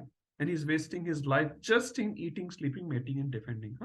At the same time, if they are dukhi, if they have some distress, he get very sympathetic towards them. Oh, they are dukhi because they are suffering because of lack of Krishna. How can I give them sukha in terms of eternal happiness, in terms of Krishna? So this sannyasi, for example, or any devotee in that terms, is very, very compassionate towards other living entities. Whenever someone says, you guys just sit in the temple and chant Hare Krishna, you got nothing else to do. What are you doing for society? Many people argue like that. But actually a true yogi, a true devotee is not like that. And this verse is saying he's looking at others, he's looking at their sukha and dukha, and he's comparing on the level of what? Atma. Now, Prabhupada once said to his disciples, he said, I love you all, but I don't skill love you only. Skill love means just the bodily love. Huh? Many times someone's in distress, and that's all right. Sometimes we have to give emotional support. But if all the time for next 10 years, this person is requiring emotional support only, is it very worthy of spending our time like that, or his or her time like that as well? Huh? Emotional support may be needed. Someone's loved ones passes away, some big misery or big calamity come on the family, so that's all right. But emotional support is not going to give you Krishna. Chaitanya was saying a sannyasi can give you emotional support, but better than emotional support, he can give you Krishna. So which one you will go for? Huh? Krishna is eternal. So emotional support may be needed at times. Huh? Someone is in severe pain, and you say, okay, that's all right, Prabhuji, it will go away. The disease has come. We'll try. But if emotional support is the only support you're looking forward for whole life, huh? You go in depression, and all the time people just want to tell your misery. You sit with them, how are you? They will start their whole katha. And from top to bottom, everything is filled with misery, how they are miserable and how others are making them miserable. And so, oh, so much misery you are going through, huh? So that may be needed at times. We are not denying it, but that's not everything. That's not everything. This material world, these things will be experienced by every single person. You cannot avoid it. Huh? So better than looking for emotional support all the time, we can look for Krishna support. We can look for devotee support. And when we have that, some sukham va yadivadukam, so in their happiness or in their distress, we are comparing with the Atma. We are comparing with the Atma. How Atma can be benefited or how Atma is suffering. Once Prabhupada was going somewhere in America in car. So he was sitting on the back seat and one devotee was driving, and another devotee was sitting on the front seat. So it was very nice sunny day. Everyone was, kids are playing in the park and there's nice fountain, nice sun, clear sky. Everyone was very happy. And he said, oh, Prabhupada, look at these people. They're so happy. And he looked, so Prabhupada did not respond. So he said it again. They're so happy. He looked back. Prabhupada was crying and said, these people think they are enjoying the life, but actually they are suffering. And just on that, I remembered one thing Prabhupada said on a beach, some surfers were there. So Prabhupada said, what are these people are doing? So one disciple said, Prabhupada, they are surfing. Prabhupada said, they are not surfing, they are suffering. Prabhupada, no, it's not suffering, it's surfing. Prabhupada said, I know. Prabhupada said in heavy voice, I know surfing. But they are not surfing, they are suffering. They are not surfers, they are sufferers. They may feel, oh, I'm on the top of the wave, I'm top of the world. But a transcendentalist is looking at them as they are suffering. Once Prabhupada disciple was going out, he was selling Bhagavad Gita, distributing Bhagavad Gita, rather I should say.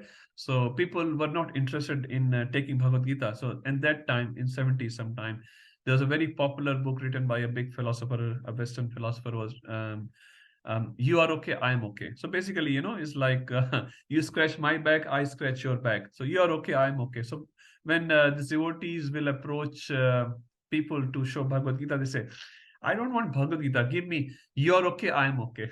So devotees came back to Prabhupada and said to Prabhupada, they are asking not for Bhagavad Gita, they are asking for you're okay, I'm okay. So Prabhupada said, go back to them and say, I am okay, but you are not okay. I'm okay. I'm practicing Krishna consciousness. I'm okay, but you are not okay. So take the book, you also become okay. Huh? So he was very, very clear. He was not just blowing the boil. You blow the boil and it feels better. No, Prabhupada said that's not needed. A sadhu is there to cut your material entanglement, not just, padding you all the time. No, sometimes padding may be needed, but not all the time. So Sukhamai Adivadakam. So in their happiness and distress, he compares with the Atma, and that he's very, very compassionate towards others. So this verse in the middle of the Bhagavad Gita, you see, it's a call for compassion if you want to call yourself a true yogi. Krishna says, Sayogi Paramo, he is a Param Yogi, supreme yogi in my mataha. So Krishna, not just Krishna's opinion, it's not anyone else's opinion. So humbly Krishna is saying, this is my opinion, that he is Param Yogi. So if you want to be called as a Param Yogi, you cannot be just concentrating and focusing on your advancement. You have to help others. You have to help others. And this is given by Krishna in the middle of Bhagavad Gita, in the middle of Ashtanga Yoga. Just imagine that, huh? What to speak of Bhakti Yoga. Beautiful verse. Okay. I'll just read Prabhupada's last line here. The yogi who has withdrawn to a secluded place in order to meditate perfectly may not be as perfect as a devotee who is trying his best to turn every man toward Krishna consciousness. Huh? Prabhupada is so straight, so straight. So if you're just going to a secluded place and doing meditation and advancement, that's fine. But you are not as perfect as a devotee who's on the streets of New York or San Francisco trying to distribute books and trying to speak about Krishna. Sharing Krishna consciousness with others is actually much more higher. And then in that sense, he may not be so perfect, but that's not needed, huh? Because he's sharing this knowledge with others. Krishna is very, very pleased with him. Huh? Okay, move to 633. Now Arjun will ask 2 questions to Krishna after hearing all that. Krishna has been speaking practically the whole chapter. Now, we have read different stages of Ashtanga Yoga. We have read constantly that by getting in touch with Brahman, Paramatma, or Bhagwan, you'll get Atyant Sukha. You have to control your mind. You have to sada engage yourself, always engage yourself in the yoga practices. So after hearing all this, Arjun has 2 questions. So let's see what these questions are. And they are very practical questions. And obviously you can understand these questions are not of Arjun's question. It is our questions. So let's read our questions from the mouth of Arjun.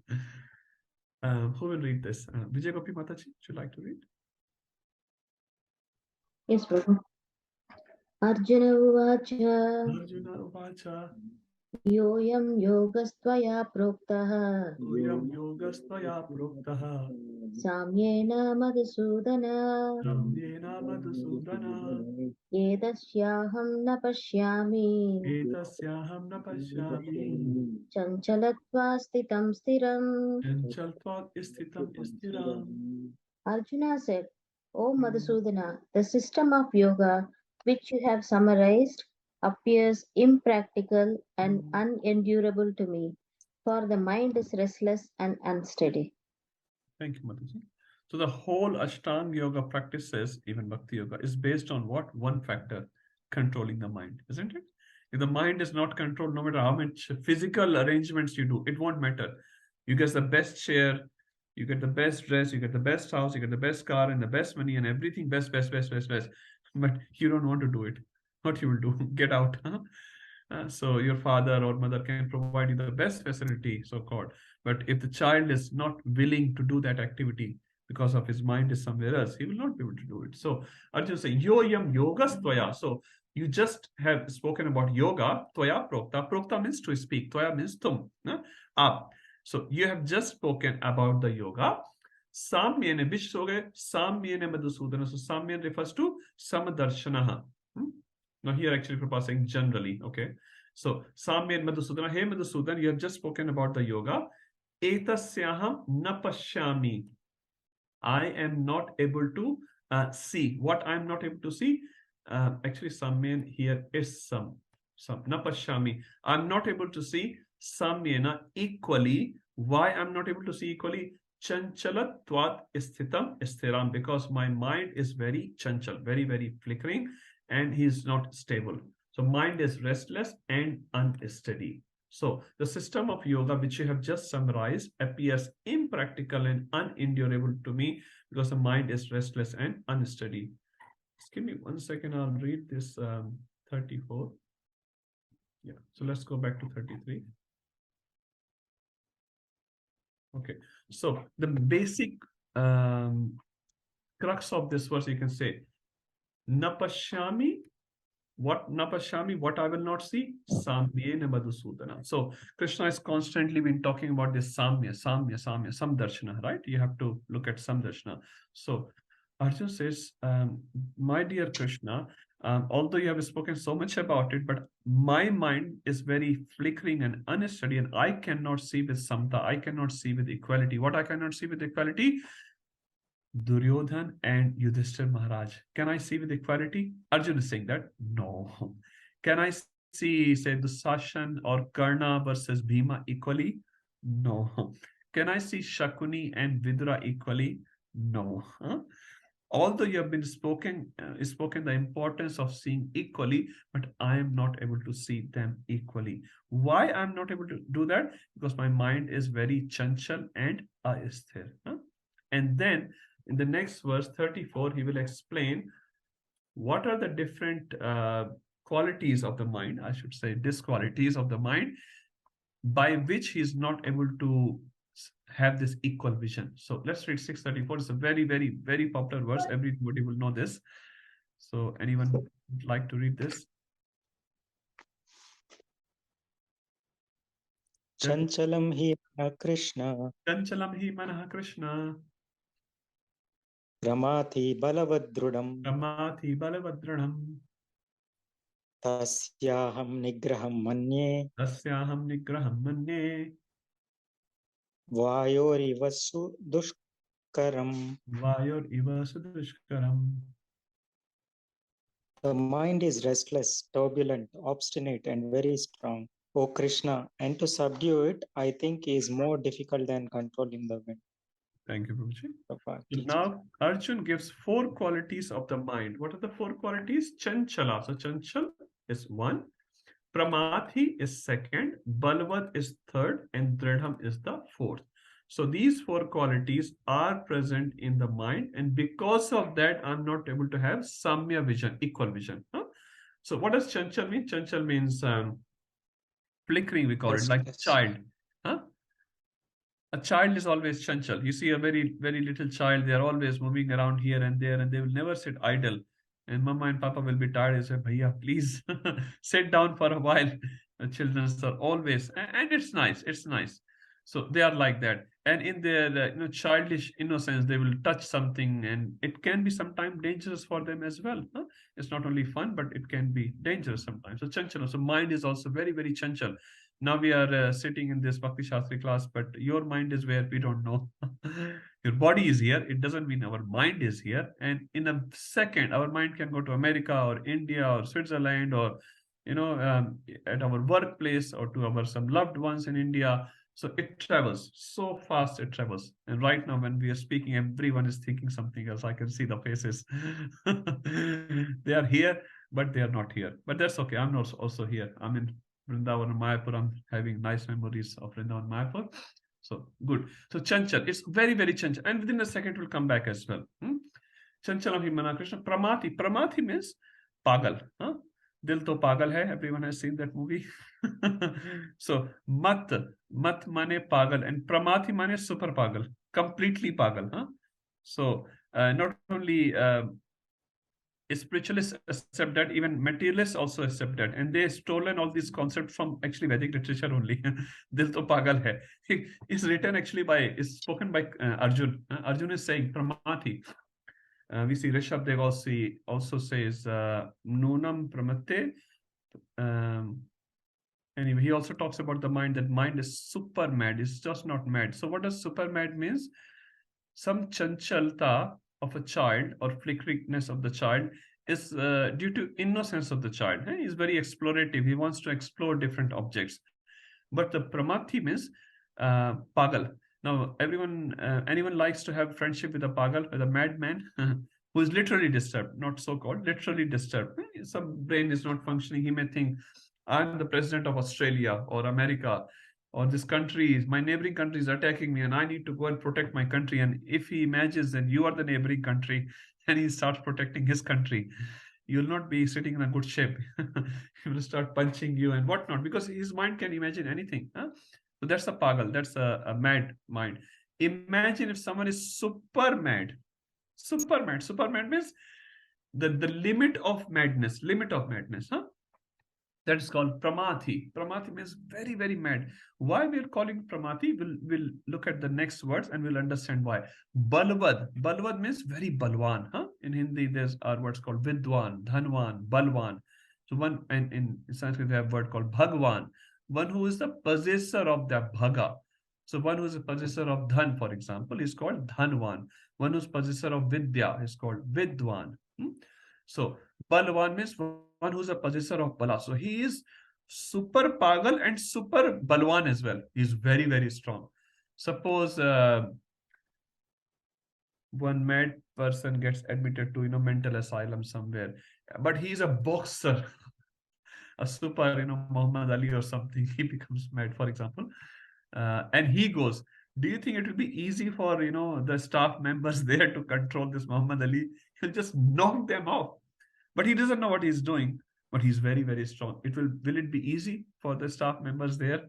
The hospital staff, will be very, very difficult because he's super strong and super mad at the same time. Very, very dangerous. And dradham. What does dradha means? Dradha means, generally we use the word dradha as nischay, as determination in a positive sense. Huh? 728 yesham tantakatam papam jananam punya karmanam te dvandha moha nirmukta bhajante mam dradhavrataha. So 728 you can see dradhavrata means they worship me with full determination. So dradhata is generally considered very nice thing, but here dradhata does not mean a nice thing. What it means? Obstinacy. Obstinacy means something which have been told to you not to do, you still do it. Huh? An example is Ravan. Ravan was told by so many people not to have anything to do with Mother Sita, return Mother Sita. Even before abduction, he was told by Akampan, he was told by Marichi that do not even think about taking any panga with Lord Ram. Do not even think about it. But Ravan did not agree. After stealing also, so many people, Hanumanji came, Angaji came, even Vibhishan said, Kumbhakaran also said, return, return, return. But he was that means obstinate. Chahiye hi chahiye. Are yaar, you have so many other ladies. Why are you not satisfied with them? Just return one. No, no, no. I really want this one. So this is called obstinacy. Obstinacy means very determined for a wrong thing. Huh? And you will find many people in the material world like that. For a very wrong thing, will be super super deterministic that I have to have this. This is my life and soul. Say, come on, yeah. But as Radhanath Maharaj says very nicely, common sense is the most uncommon thing in the present world. Common sense, some little things, very, very common sense you can resolve. They become big fight. Big fight they become amongst two people or two nations. Very common sense things. So, he also had a lot of lust, probably. Lust, calm. Yes, calm, yes, go. Because of calm, he was obstinate, because he wanted to fulfill the kama. And as you correctly reminded, Mataji, that shloka in Bhagavad Gita. So, kama produces two things. If it gets fulfilled, it produces lobha, like greed. If I buy a, say, lotto ticket, I get $100. Oh, it's very nice. From $1 to $100, very nice. So let me buy more. Lobha. And if I don't win the ticket, what happens? Krodha. I lost my $1 or whatever. So Kam always produces these two things. So he wanted to get Sita by hook and crook without thinking. Even his own 9 heads were saying, do not steal Sita, Mother Sita. But he said, get lost. I'm going to steal anyway. So this is called dradha. And dradha, because as you said, Mataji, lust. And that's why I say lust, greed, and anger, we should give it up. Obviously, saying is very easy, practicing is difficult, but we understand they are enemies. They never do good to anyone, to ourselves or to anyone. So what are the 4 qualities? Chanchala, Pramathi, Balavad, and Dradha. These qualities make mind like, in 11th canto of Srimad Bhagavatam, there's a Dattatreya is explaining about 24 gurus. So in that, there's one guru is Avanti Brahman. Most of you will know the story. So Avanti Brahman said one thing: my family is not my enemy. So externally, his family became his enemy. They threw him out of the street, actually.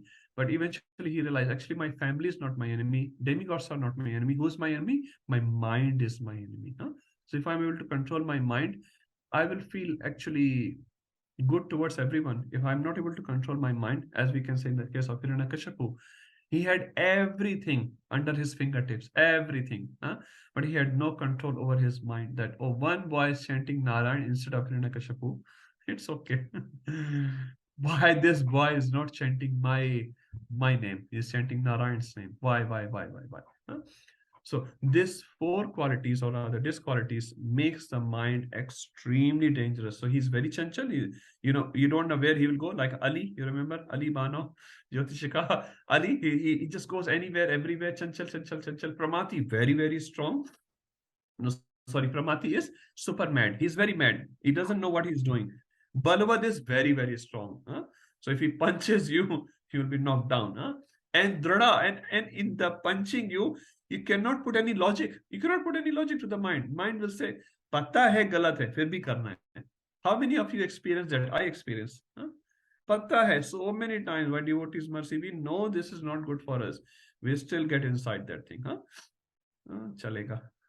So, 4 disqualities. So, Krishna, Arjun is saying, so because of having these 4 disqualifications or qualification of the mind, tasyaham nigraham. Nigrah means to control that. Aham means me. For me to control this sort of mind, vayor iva sudushkaram. Even I can control the wind, the blowing wind. Anyone can control the wind? You cannot even control if wind is blowing your, dhoti or kurta. You try to, sometimes winds are so strong. Just you have to hold it very tightly. So what we speak of controlling the wind, no one can, but Arjun actually had weapons to control even the wind. He had Varun weapon and water weapon and Agni weapon. He had all these. So he's saying, I can even control the wind, which is very, very hard for people to do. Very, very hard. But to control the mind is Vayor iva sudushkaram. Dushkar means very difficult. Sudushkar means very, very difficult. Api suduracharo. Sudurachar. Durachar, bad action. Sudurachar means very, very bad action. So he's saying, Vayor iva sudushkaram. Very, very difficult to control the mind, Krishna. So now imagine if Arjun is saying that, what is our situation? So we all have this mind and we cannot wish it away. Chaitanya Prabhu was saying, sorry, is his statement like Pakistan is there. He cannot wish it away. You don't want it, but he's there. So many times you feel like, no, kharab mind. Honestly, we feel like that. We are studying in the temple. We are attending Aarti, or a mind will go somewhere in a very, dirty place. Will think something very, very bad. It's like, how fallen I am, how fallen I am. But even you think this 100 times, can you wish your mind away? इसको dustbin में डाल दो. Put your mind in the dustbin, burn it, drown it in the water. Anyone can do that? You cannot do that. So what you can do? Purify it. You cannot take it out. You can purify it. And what's the process of purifying it? Devotional service. And that's what Krishna will explain the next verse. Sumit Prabhuji. Hare Krishna Prabhu. Just a question, in practical terms, like you just mentioned, sometimes some thoughts might just creep up, which you may not want those thoughts to creep up, but they might come. And doing devotional service in due course of time, shanai, it might happen. But what to do in that particular instance, when some thoughts come in your mind? जितात्मना प्रशांत से परमात्मा समाहिता शीतोष्ण सुख दुखेषु तथा माना अपमानयो मात्र स्वशास्त्र कौन्ते शीतोष्ण सुख दुग्धाः आगमा piano नित्यस ताम तितिक्षसव भारता तितिक्षसव. Tolerate. Many salesmen will come on your door, especially you're in India, but you're not interested in buying their product. They will come, knock the door. Bhai sahab, Benji, please, चद्दर बहुत सस्ता है, मसाला बिल्कुल बढ़िया है, हनी बहुत अच्छा है, सारा फेक माल है. But Prabhu, nahi chahiye. I don't want it, Prabhuji. Thank you for your nice offer. I don't want it. So when the thoughts come, what do you have to do? Thank you so much. We'll attend you later. It's difficult. I'm saying it. I'm not able to do anything. I'm the lowest one. But what I can share, what I have heard from my spiritual master and other devotees is, do not attend to those thoughts. What comes in, you cannot control, Prabhuji. You cannot control what comes in. What you will see, Prabhuji, next. Can you control? You're walking in the city. You cannot control what comes. You cannot walk with blindfolded.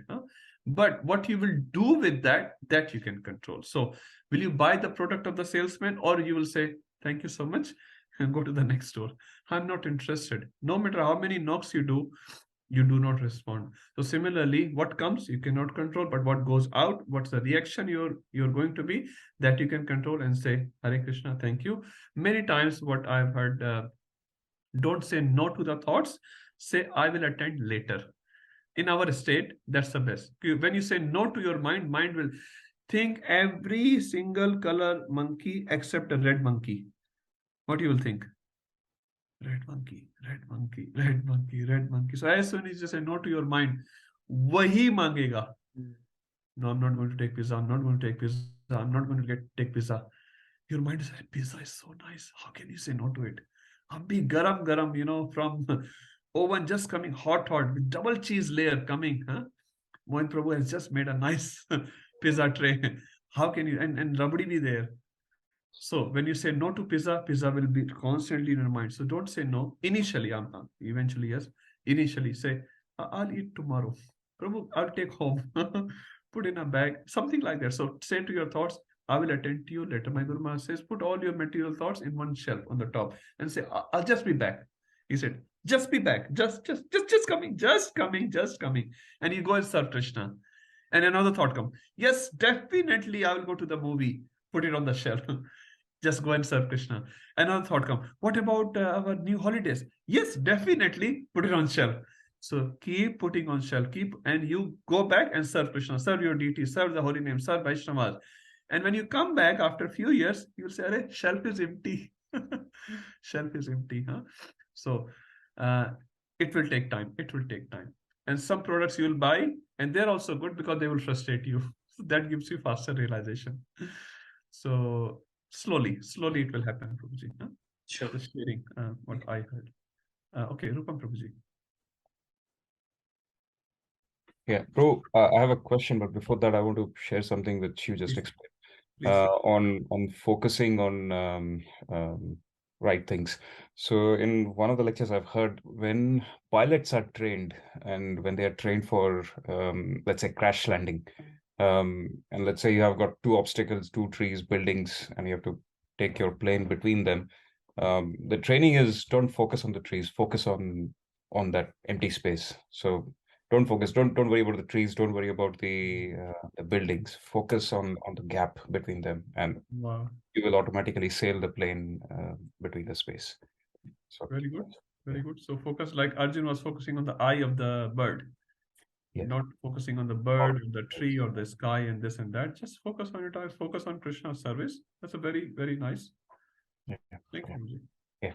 Prabhu, my question is, you mentioned the Arjuna's question on, or Arjuna's confusion that I cannot see Duryodhan and Yudhishthir on the same platform.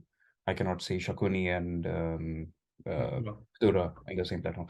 And you used a term which was like of the equal vision. What was that, Prabhu?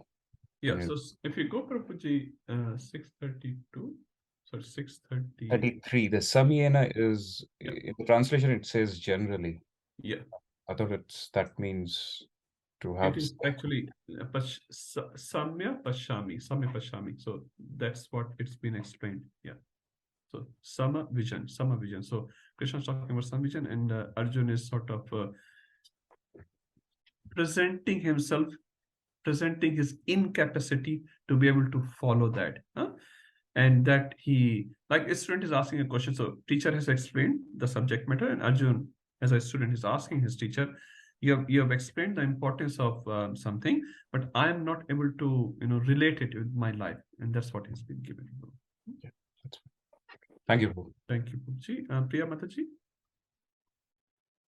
Hare Krishna Prabhu. Actually, I've found that one you were mentioning that in terms of in Bhagavad Gita 3.36, Krishna is Arjuna saying, what is that? What is one is impelled by sinful acts, even unwillingly is engaged by force.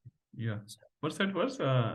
It's Arjuna Vacha Atha Keno Prayuktayam. Papam Chariti Prushaha Anishapi Vashne Baladib Niyojataha. Yeah. Kama Esha Krodha Esh Rajagun Samadva Mahashano Mahapapa Vidademi Varinam. Thank you, Mataji. Yeah. So that's the answer. Nice. See, Mataji is giving response in Sanskrit verses, not just theory. No, it's good. Prabhupada said we should know our books like a lawyer knows his law books. So if someone asks a question, we should respond in as much as possible in a Shastric way. Bhagavatam says like that. Bhagavad Gita says like that. Ishopanishad says like that. So that's the way of convincing the other person. It is from Shastra. It's not my opinion. Thank you, Mataji, for sharing that. Okay, so let's read the response of Krishna in response to what Arjun said, that I cannot control my mind. Again, it's a very, very famous verse. Dasanand Prabhu, would you like to read that? Yes, bro. Sri Bhagavan Uvacha. Bhagavan Uvacha. Asamsayam Mahabaho Asanshayam Mahabaho Mano Dugrinaganam Chalam Mano Dunigraham Chalam Abhyasena to Kaunteya Abhyasena tu Kaunteya Vairagyena cha Giriyata. Vairagyena cha grahyate. Lord Sri Krishna said, O mighty armed son of Kunti, it is undoubtedly very difficult to curb the restless mind, but it is possible by suitable practice and by detachment. Hare Krishna. Thank you, Prabhuji. So first, Krishna is saying Asanshayam Mahabaho. So he refers Arjuna as Mahabaho, although you have great strength in your arms. And what you are saying, so first, teacher here is being empathetic towards Arjuna. Huh? So he's saying, I understand. Huh? It's not, oh, you rascal, can't you even do this one? Sometimes we become completely out of the context. When someone asks a question, we feel like he's completely mad. Huh? Why he can't do it? No, Krishna is such a nice person. He's coming down to the level of Arjuna. He's saying, I understand. Huh? So it's the one principle Krishna is teaching all of us. When someone approaches us for any material issues as well, and they're struggling, we should not just reject them or disregard them or just say, oh, you rascal. It doesn't work that way. It's not going to help them. No? If a person is genuinely asking you something, you should understand. I think one example Sri Chaitanya Charan Prabhu gave, if there is a drunkard, he understands drinking is a bad habit, but he's not able to quit the bad habit. He's saying he may take extra time to leave the alcohol. Okay, one more thing I wanted to share actually.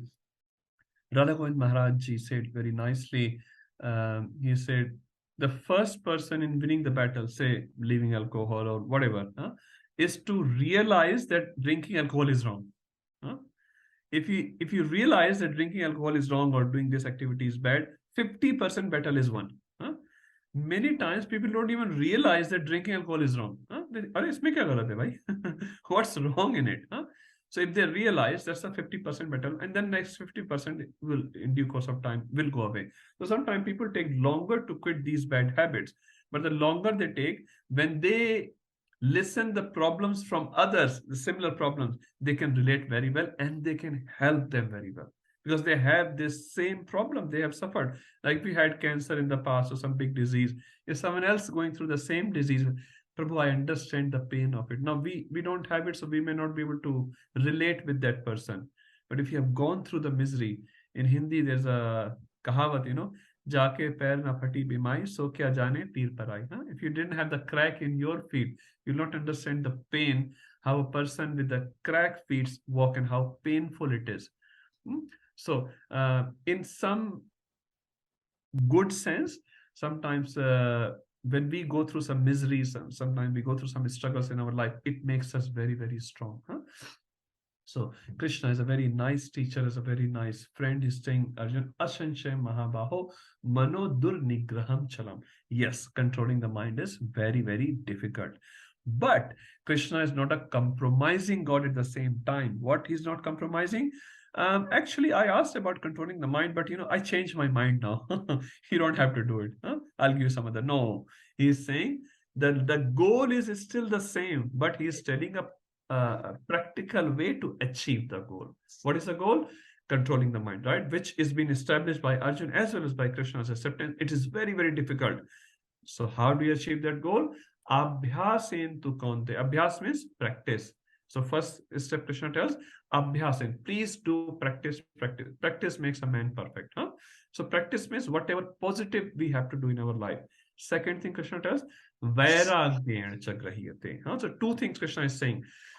Abhyas and practice. So Abhyas is like what positive things we are taking, like Niyam. Niyam is you're chanting 16 rounds, you're going to go to temple, you're going to put nice devotional dress, you bow down to the Lord. They are all called Niyam or Abhyas. We do those of them. And Vairagya, what do we do Vairagya of? No meat eating, no intoxication, no cigarette smoking, gambling and all that. So Vairagya refers to knows what we don't have to do, which is opposite to our spiritual life. And Abhyas is something which we adopt in our life to enhance. It also can be compared in a simple example. You go to the doctor, I have a cough. So doctor will give you some flu medication, for example, that you have to take 3 times a day. And what do you have to do? Vairagya, dahi mat khana, ice cream mat khana.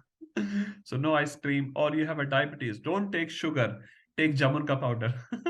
Something like that. So abhyas is positive of life and brag is negative of life. So what you have to leave and what you have to get. So two things are very important. So what we have to do, abhyas of being in the association of devotees, reading the Shastra, chanting, darshan of Krishna, kirtan of Krishna, seva of Krishna, they're all abhyas. And what's the vairagya? Non-association of non-devotees. First vairagya we have to do, and all the external what we do. Huh? So Krishna is giving one positive and one negative.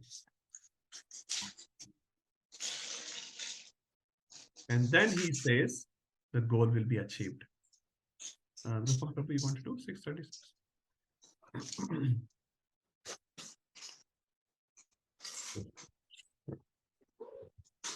Also, Prabhuji, you have a question? Yeah, very quick one. So Prabhuji said Vairagya leaves the association of non-devotees, but then if you have to, let's say, preach. Yeah, so preaching is Prabhuji. So when we go out, say with devotee or non-devotee, doesn't matter. You take association or you give association. Taking association means you adopt their qualities, their values. And giving association means they adopt your qualities. When Prabhupada went to America, he was so-called associating with hippies, isn't it? He was sitting in the park alone. He was the only person, devotees, right? Everyone is drug and alcohol and whatnot. Huh? So he was also associating, but he was giving his association to those hippies, and they became devotees. He did not take their association. Like if we go and sit with hippies, what will happen? We'll become hippie. Sorry to say, we may think we are great. We are not so great, huh? So when we go out with non-devotees, many times, if not all the time, we get there. Iska gaadi bahut acha. Actually, mera kafi purana ho gaya hai. My car is really old, actually, huh? He is getting a good deal now. Only $53,000. I can get this car. Six-wheel drive. Does it happen? Okay, 4-wheel drive. Rupa Prabhu is surprised by listening the term. That's a truck. Okay, you know who is speaking, so no one minds. 6-wheel drive truck or train or whatever it is. So it happens, Prabhuji. I have experience. I'll be very honest. When you constantly go out, even I go to India, meeting with my family, you feel like, actually they are living a better life. You come back here and you feel like, actually, I'm living a better life, not in terms of materially, in terms of Krishna consciousness. They are just accumulating. So, Prabhu, the important thing is preaching or no preaching, you are giving association or taking it. So for non-devotees, you give association. With the devotees, you take association. When a devotee meets, you try to learn from that devotee. And when non-devotee, you try to share something as much as his reception power is. Is it okay? Sure. Yeah.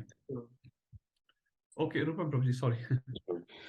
Asamya atmana yogo. Asanyatatmana yogo.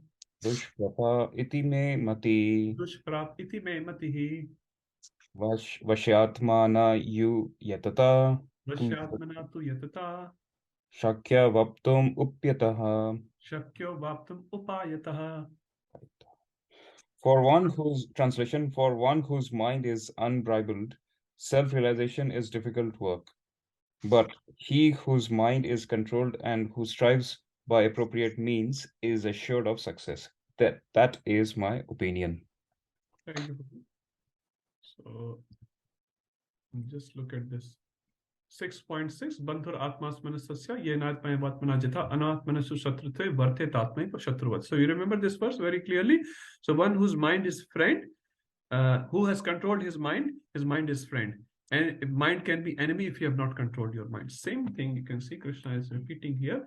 Asanyatmana. Asanyatatmana means Atmana, mind. Asanyam means no control. If you have no control over your mind, so yoga dushprapya, then yoga dushprapya is the perfection of yoga will be very, very difficult. Huh? So you're constantly struggling your mind and worldly desires. It will be very difficult. Me mati, in my opinion, see Krishna is using this mati again and again and again. Just imagine how many times we use in our conversation. We say, Prabhu, maine kaha hai. I have said this. Then Krishna is saying, my opinion. So humble. My mati, in my opinion, if you are asanyam, you are not controlled in your mind, what will happen? Yoga dushprap, you cannot achieve the perfection of yoga. Vashyatmana, on the contrary, if you are vash, if you have controlled your mind, shakya vaptu upayata. And how you have controlled upay? Upay means means. There are different means to control the mind, and I have just told you two means. What are the two means I have told you? Abhyas and Vairagya. Practice and detachment. So practice the positives and detach with the negatives. So for one whose mind is unbridled, which is asanyam, unregulated, self-realization is very difficult. So yogo dushprap. Difficult is dushprap, yogo is self-realization. Very difficult. But he whose mind is controlled, vashyatmanatu yatata, and who strives by appropriate means refers to upaya. Upaya means there are different means to control the mind, is assured of success. That is my opinion. So Krishna, although he is coming down to the level of Arjuna, is saying, I understand, Arjun, what you're saying is correct. It's very, very difficult to control the mind, but you have to achieve. You have to achieve, because this verse, otherwise he would have compromised and say, oh, actually chalta hai. Nahi chalta hai. You have to do it. And how you do it? Abhyas and Vairagya. So Krishna is understanding the problem, but is saying you have to achieve the target, which is to control the mind, if you want to achieve the perfection in yoga. Okay, we'll do the last one. Okay, we'll leave that actually. It's Arjun's question. So any questions or comments we'll take, and then we'll start next question of Arjun in the next class. No questions or comments? Okay, all happy devotees. Yes. Prabhuji, so could you just explain the one unbridled means like the same as uncontrolled, Mataji. Uncontrolled. If you read the Sanskrit, which is like Hindi, asanyam. Sanyam is controlled. Asanyam is unregulated, uncontrolled. So bridled means uncontrolled. Okay. Sometimes Sanskrit helps actually. It's very close to Hindi. Some English words are difficult, so try to go to Sanskrit. Okay, so thank you everyone. So now just quickly, as we were discussing in the beginning of the class, let's define our next 4 weeks schedule, because exam is on 11th of December, which is Sunday. Physical appearance and exam is compulsory. And if you really can't do it, please ring me or message me and we can talk about it, what other alternative arrangements we can make for you. And all the assignments are needed and all that we have already discussed. So next 4 classes. Are you able to see my screen, everyone, with the calendar? Okay, so today is 10th, obviously. So next class, I'm flexible either on Wednesday or Thursday, whatever works for different devotees. And obviously we can only take the majority. So Wednesday or Thursday we can do, because 20th I'm not available, and 4th is Gita Jayanti, 11th is exam itself. So that only leaves to 27 as a common Sunday. So I thought we'll just continue with the same theme. We can be online and just finish this module nicely. The plan is to finish this chapter next week, and then next 3 classes or 2 classes we can do for revision and about exam. So 16 or 17, maybe you can raise your hand or say whatever Wednesday or Thursday was. So Wednesday, if that was better, then Thursday you can let us know. Or if Thursday is fine, I'm happy either way. Actually, it is possible Thursday for me personally. Thursday. Okay, no problem, Mataji. Rupam Prabhu was saying something. Same, bro. I would prefer Thursday. That's okay. I'm happy, Prabhuji. I don't mind. Wednesday. Sumit Prabhu, Vinay Prabhuji, are you okay? Okay. Thursday, fine. Thursday. Jai Prakash Prabhu. Jai Prakash Prabhu, you're okay? Is there an option, Prabhu? I mean, like, looks like. Is there an option on Saturday, Prabhu? Prabhu, Saturday is not possible, Prabhuji. We have so many other programs on Saturday. Yeah. It's just 4 weeks, and then we'll revert it from January 15 when we restart our classes. We'll again have a standard Sunday 4 to 6 schedule. Person in person, that will sort out later, but at least the days. Because I don't want to just go one Sunday and then come back again. It just confuses people. So, okay, Thursday sounds, Vijay Gopi Mata, Rasanat Prabhuji, is that okay? Okay, yeah. Rasanatna Prabhu has a hand. Yes, Prabhu. For me, just it should be consistent, Prabhu. So yes. Yeah. So because no, I agree. Temple service will be there, so I have to change it. On Thursday night, Prabhuji, or Sunday? No, Thursday is fine, because fine, if it is, so looks like at least in this group, everyone is okay with Thursday. So let's continue Thursday 7 to 9 as we are been doing, and next 4 classes we'll do like that. In January we'll revert it back. Okay. So we'll send a schedule and we'll try to follow that schedule. And please, if you have questions, let me know. You can write me a message or call me. You all have my number, and we can sort it out whatever works best, but we have to cover everything as per MIHC guidelines before the exam. Okay. Thank you, everyone. Hare Krishna, Krishna Krishna, Hare Hare, Hare Rama, Rama Rama, Hare Hare. Hare Krishna, Krishna Krishna, Hare Hare, Hare Rama, Rama Rama, Hare Hare. Hare Krishna, Krishna Krishna, Hare Hare, Hare Rama.